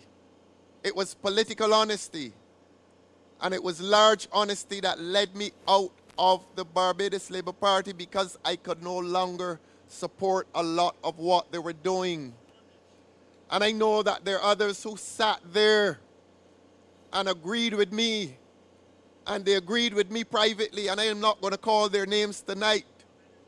But some of them are contesting this election, and I'm not going to call their names tonight. But there were people grumbling all along, grumbling. There were people who were expressing dissatisfaction with me immediately, while we were all there as a 30-love government. I'm not going to call their names tonight, but some of them, and I am using the plural, some of them are running with the Barbados Labour Party tonight against their conscience. And my conscience could not allow me to do that. I had to leave. I had to leave the Barbados Labour Party, and I'm going to be honest with you. I left and I did not know. I could not be sure what was going to be my destination. I could not be sure. But leaving was more important than my destination, because I had to leave. And wherever God led me, I decided I would go. And that is why I quoted Proverbs 3, 5, and 6. Trust in the Lord with all your heart, and lean not unto your own understanding. In all your ways, acknowledge him, and he will direct your path. And I want to thank the Democratic Labour Party. I want to thank the Democratic Labour Party for this location. I want to thank the Democratic Labour Party for this location, and you would realize I use the word location and not destination, because this is not the destination. We have a new destination to reach, and next Wednesday we are going to start that new destination, and we are going to start that new destination with the people of Barbados, because the time of the Barbados Labour Party is drawing to an end, and it must draw to an end because of the several injustices that have been committed against the people of this country over the last year. It is unbelievable what this government has done to the people of Barbados, when this government ought to have been committing itself, to developing this society. Think law. Anytime this government has had to deal with the people, it has been about punishment. And young men have been rampaging across this country, committing the most grievous criminal acts. And rather than the government pay attention to that, the government turned on the innocent in this country. people who put tint on their car, whether for privacy, whether to protect the car from the rays of the sun, for whatever reason. And that tint has done no social offense. It has done no offense to people. But the government thought that it should distract the people of Barbados. The government thought that it should distract the people of Barbados away from their breach of their responsibility to protect people from crime, and they decided to criminalize the innocent and honest people of Barbados by passing a tint law. Where's the tint law tonight? Where is it tonight? Have they passed it? Have they implemented it? I don't think they have. So that you cannot take this parliament seriously. They then came along with the wiretapping legislation. And during that debate, it was discovered that apparently the government members had not read it. And they were saying things about the legislation that was not in the legislation. But again, it was penalizing people. And not only penalizing people, but one minister admitted that they had been tapping people's phones for a long time. This is the kind of government you have had by self-confession. The government admitted to the people in Orange Hill and St. Andrew that they were wiretapping, that they were tapping people's phones. And you would have heard of another incident just yesterday involving phones. It came on the news tonight. This is a dangerous government. This is a very dangerous government. This is a government that is about the business. Anytime this government has to deal with the majority of people in Barbados, it is about punishment. This is the kind of government you have. And that is why you must get rid of the government. Again, they brought the legislation which extended maternity leave to men. In other words, a lady gets pregnant and she gets maternity leave. Now, that started a long time ago under Arrow Barrow. Maternity leave began in the early 1970s. But the government decided give men paternity leave as well. So that a lady has a child, as usual, she gets maternity leave. So they're not reinventing any wheel. But it is extended to men.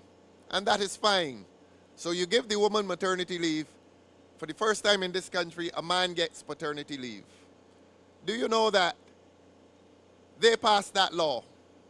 And a part of that law required the man and the woman to honestly disclose that they had been with the employer at a certain point in time. And that law went on to say that if they did not properly disclose, or if they did not honestly disclose, or if they made a mistaken disclosure as to the amount of time that they were with the employer. This is a woman, you know. This is a pregnant woman. This is a woman who gives birth, has a child, and gets maternity leave. And written into that law was a penalty section.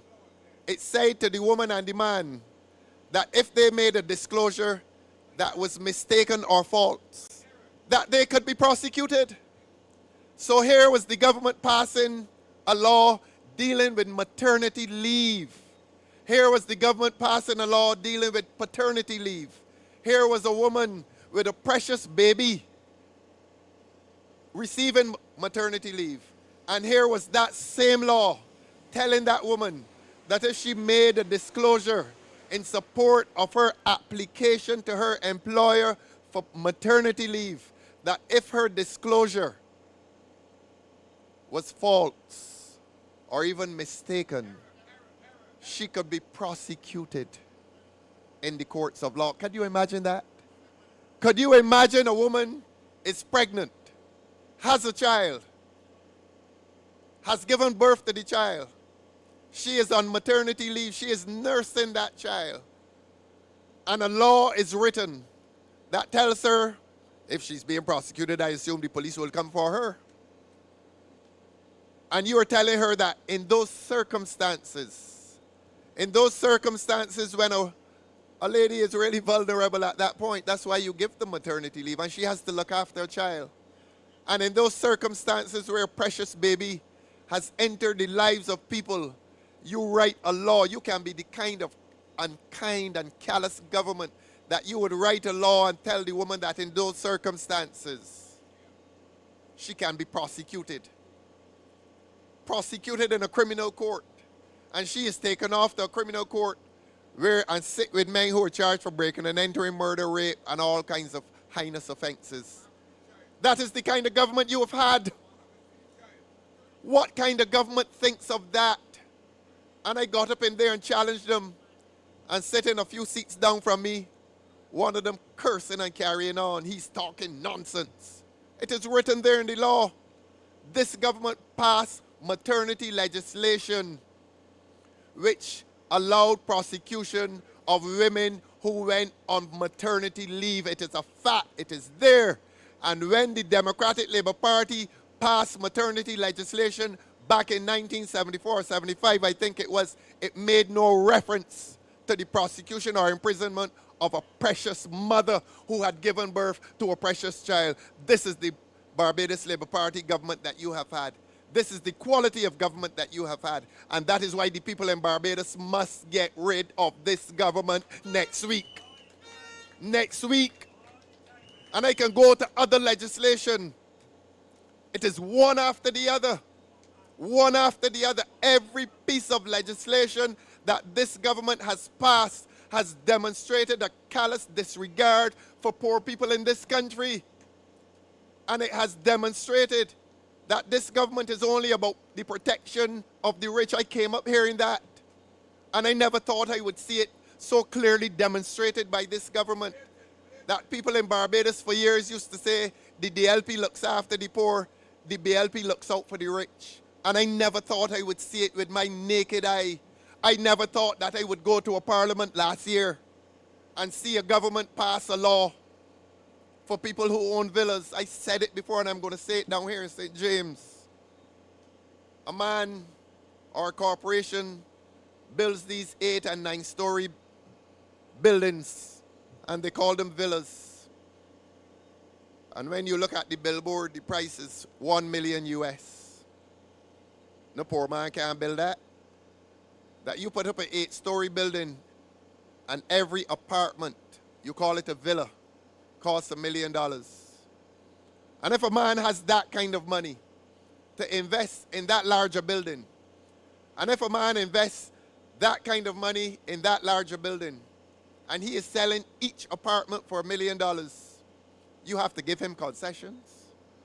A government has to, and you know what a concession is? A concession is government's forgiveness of an entity in the payment of tax. In other words, a concession is where government says, look, you owe me money, you owe me taxes, but you don't have to pay. It's a concession. You're conceding to the person on the payment of taxes. It is tax forgiveness then. And you can imagine a government can see and encourage investors to put up a building like that and then give them concessions and then tell them that they don't have to pay taxation. And the law goes as far as to say that the concession extends to paintings. That you bring in a painting and put it on the wall and you get a tax concession. You import a painting and you don't have to pay tax on it. And that is in the tourism and accommodation industry. And here it is. Said it before and I'm going to say it again because we need to reinforce this information on the minds of people because the people are going to the polls next week.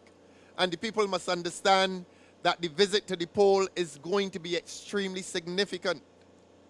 And here's the same government that saw people all over Barbados enter into the Airbnb industry, where working class people, middle class people started to convert their properties and parts of those properties into rental accommodation. As I said before, I saw one in the Bayland. Airbnb exists, accommodation exists all across Barbados. And they're not on beachfront. They're not on the beachfront. They're working class neighborhoods. They're middle class neighborhoods. It is modest accommodation. And it is the poor and the middle making an effort to make some money, to get a tourist dollar.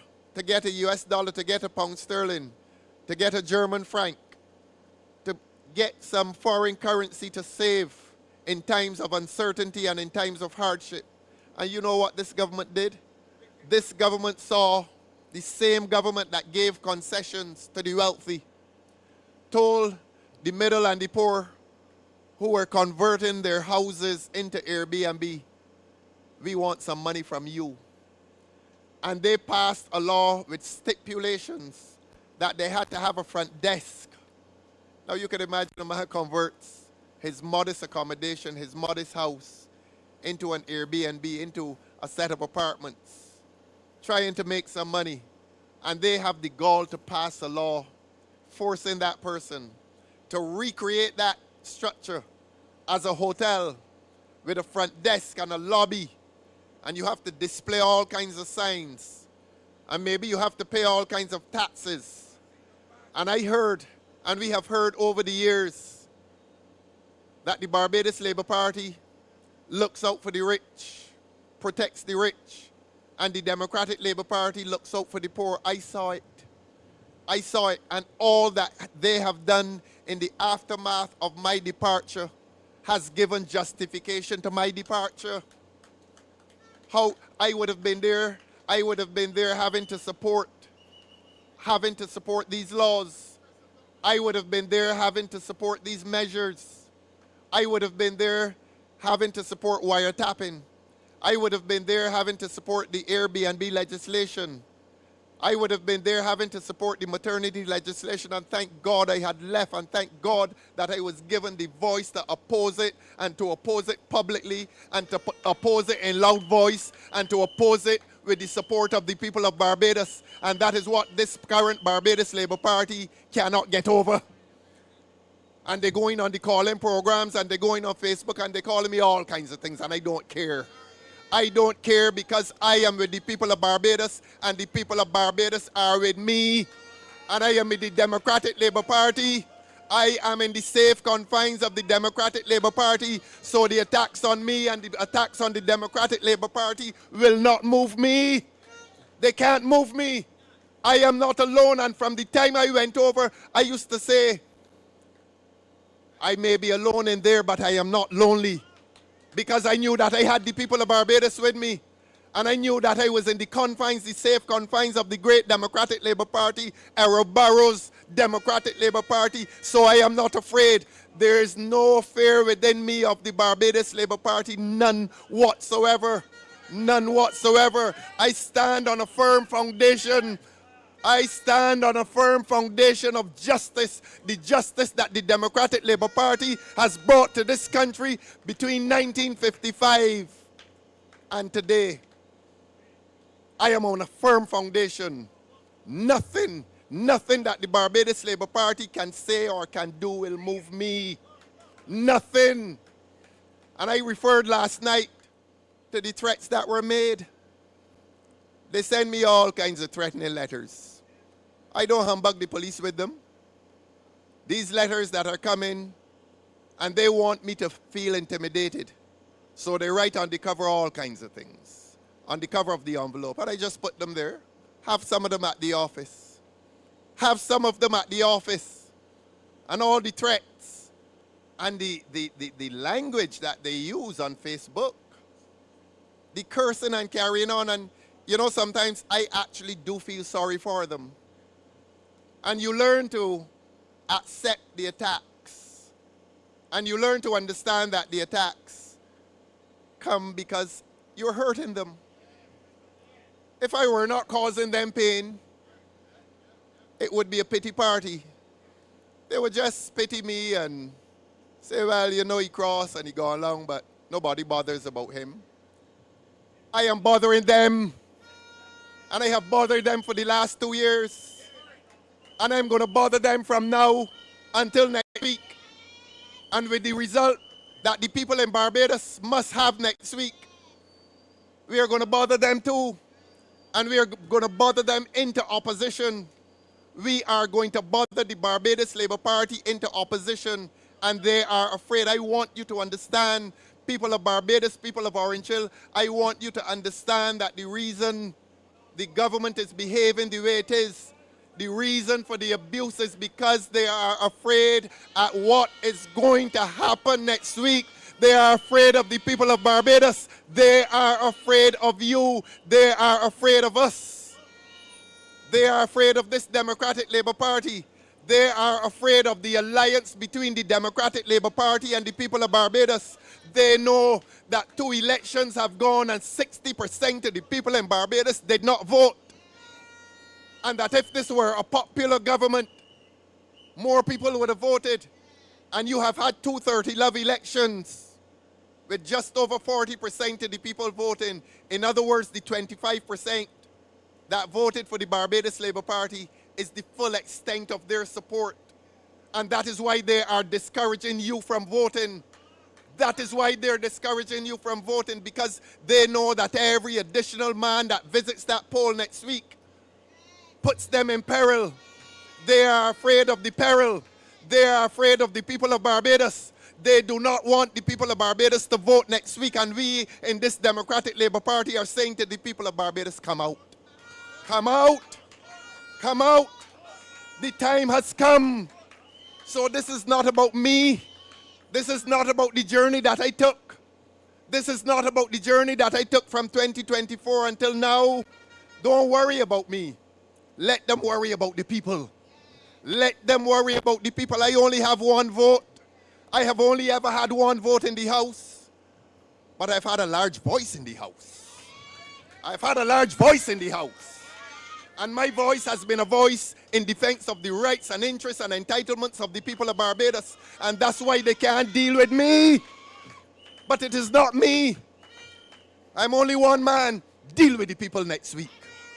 Deal with the 60% of the people next week.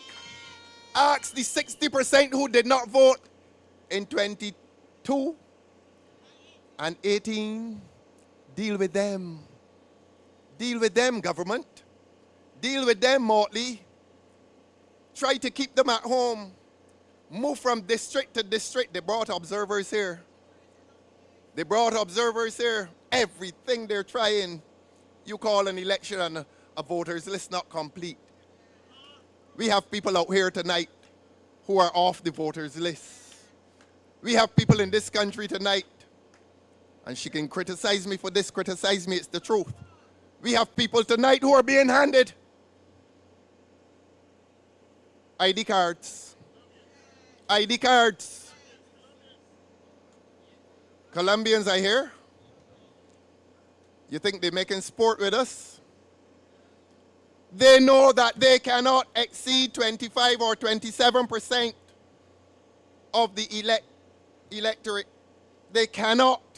In 2 elections, the most they have got is 27%. Curse me. Curse me. And every additional man that visits the poll, I repeat, every additional man that visits the poll is a nightmare for this government. Come to the polls. Come to the polls if you want freedom and justice to return to public life. If you want integrity to return to public life, go to the polls. And it is a clear choice. And I'm hearing too many people say that voting makes no difference. And you know we have to educate our brothers and sisters who say that. We really do have to educate them.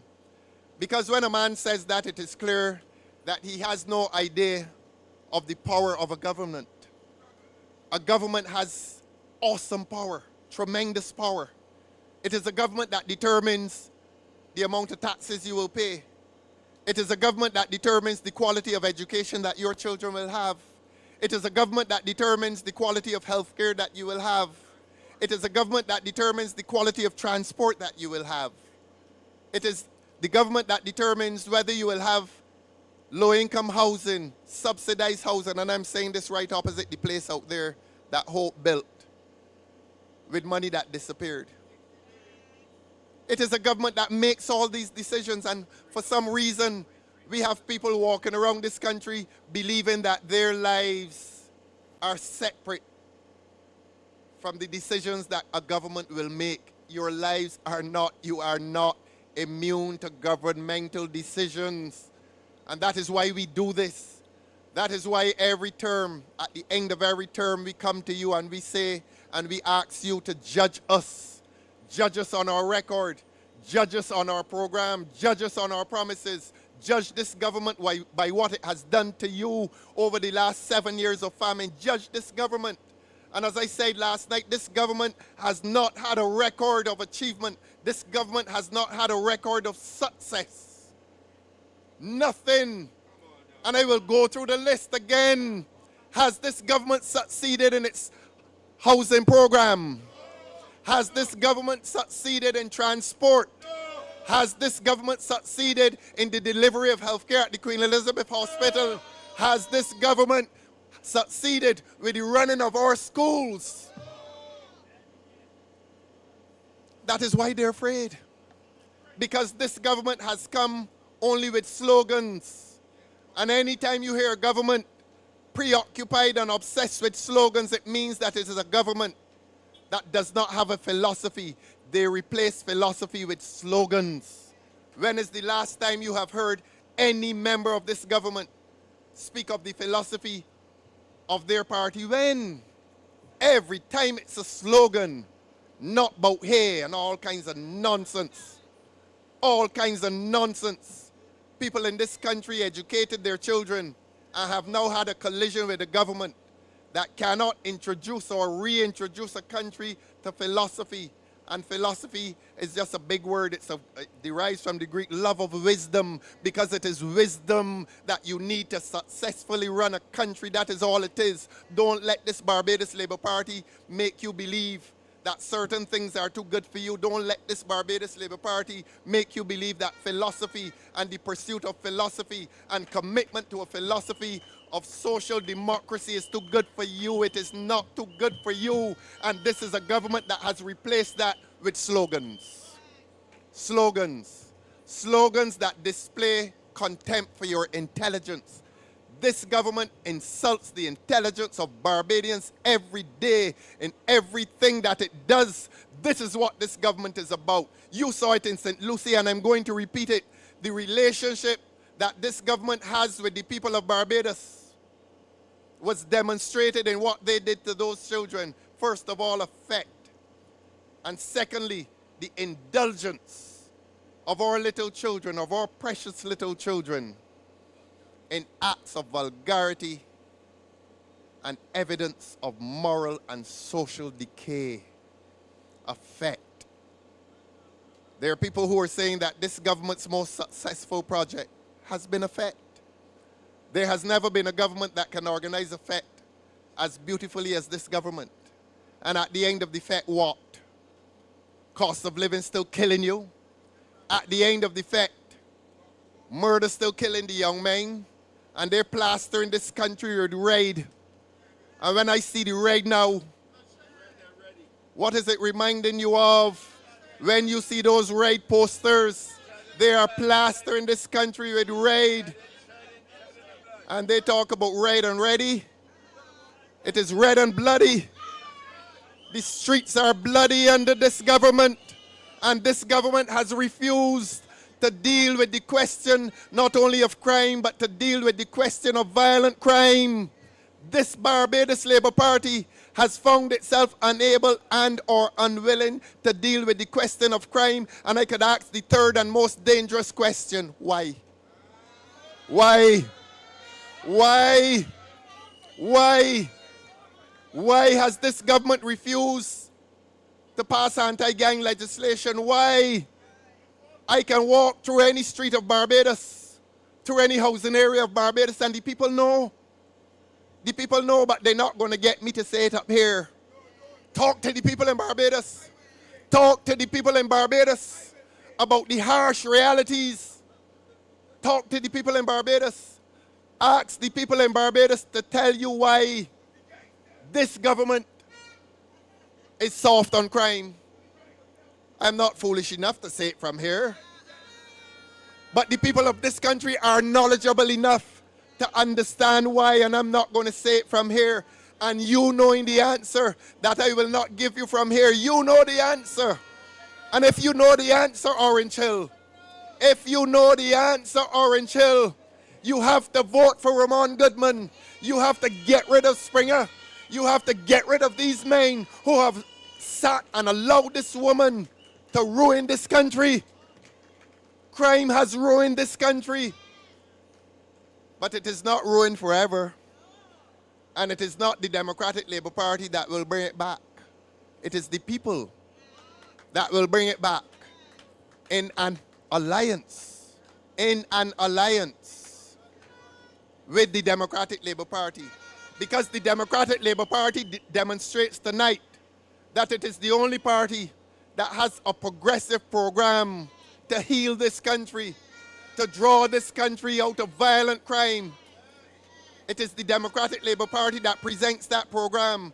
And I began by saying that it is the Democratic Labour Party that will empower the people in these communities into local government, into paid local government, so that responsibility exists among the citizens, so that the responsibility that they used to demonstrate when they had the cricket clubs, the netball clubs, basketball clubs, and so on, which have become only teams, so that that sense of social responsibility will return to the lives of people. It cannot return to the lives of people under this Barbados Labour Party. This Barbados Labour Party has lost its way. This Barbados Labour Party has lost its soul. Owen Arthur said it. This Barbados Labour Party has lost its alliance with the people of Barbados. The people of Barbados are going in one direction, and the Barbados Labour Party is going in the direction of the rich, and the poor in this country are suffering from a cost of living that is murdering us. The people in this country are suffering from levels of violent crime. Who will return? Who will return this country? Who will return this country to peace? Who will return this country to peace? Who will return this country to the place that we knew? Who will return this country to the country that we knew it once was and can be again, because the spirit is still there? And what is destroying the spirit? I tell you what is destroying the spirit. Too many people in this country believe that there are certain powers that are defeating the will of the people. I hear it every day. And people are trying to find an explanation for the power that is wielded by this woman. And people give all kinds of interpretations to it. They say that it is a power that is unprecedented. And it is not a righteous power. It is not a righteous power. It is a power that has subjugated the will. It is a power that has subjugated the will and the desire to vote. And I come back to you and I say, you must triumph over the subjugation of your will to vote. It is a simple trip to the polling booth next week, and you must not be afraid to make it. You must not lose faith. You must not lose faith in the Democratic Labour Party. You must not lose faith in self. You must not do it. And I want to make very short reference to something that is happening around here. I want to make short reference to something that is happening around here. I didn't plan to give them any place on this platform, but it is clear that these fringe groups, a group of eccentric people, that's what they are. A group of eccentric people calling themselves a political party or some coalition and calling themselves something. Please ignore them. Please ask them who is financing them. Please ask them. Please ask them. When you ask questions about crime in this country, and when you find out the answer to the question of crime in this country, add to that question the sustenance that is being given to these fringe groups. These group of eccentric people who call themselves a political party. And I heard a recording from one today, and he is supportive. It came on the radio. He is supportive of the Prime Minister. He is in charge of a political party. And he's supporting the Prime Minister. He is speaking highly of the Prime Minister. So ask the next logical question. Who is supporting them? So please ignore them. Please focus on the real enemy. And the real enemy of the people is the Barbados Labour Party. They have demonstrated this. So please, come to the polls next week. Not for the sake of the Democratic Labour Party, not even for your own sakes, but for the sake of your children, for the sake of your grandchildren, for the sake of your country. You have that duty, that obligation, that responsibility. Go to the polls next week. Scare this government.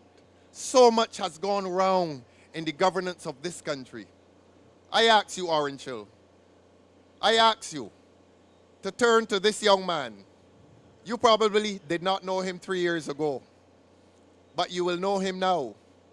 And as a member of this Democratic Labour Party new parliament, you will know him, and you will hear his voice from week to week, and you will see his hands from week to week, and you will know the good that he has done and will continue to do for the people of St.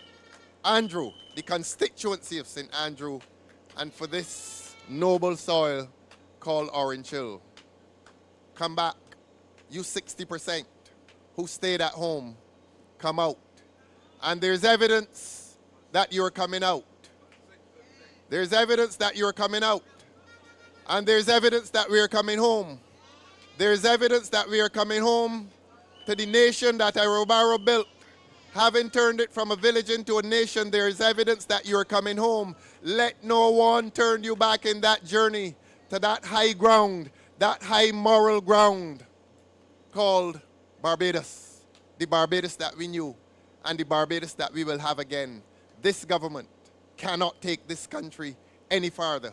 This government is going to take this country farther down, and the people must determine that they're not going farther down. Please, St. James and St. Andrew, I beg you, come home. Come home. I thank you. God bless you, and good night.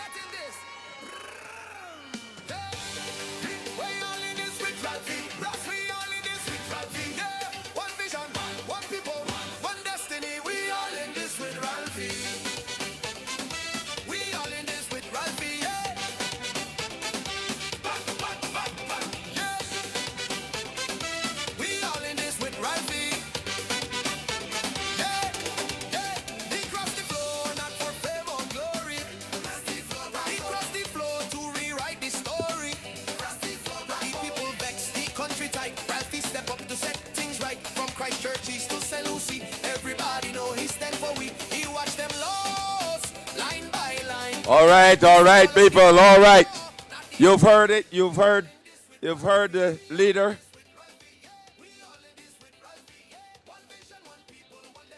Thank you for coming out tonight. Now tomorrow night is another big night. All roads lead, David, all roads lead to Go Hill. All roads lead to Go Hill. And it's manifesto night. You're going to have a real manifesto tomorrow night.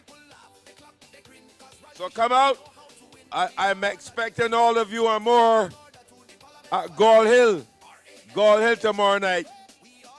See you all there.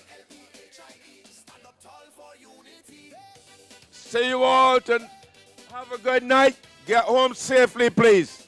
Take your time and drive. The road's bad. Bad roads. So, good night, ladies and gentlemen. Thanks for having you. God bless you.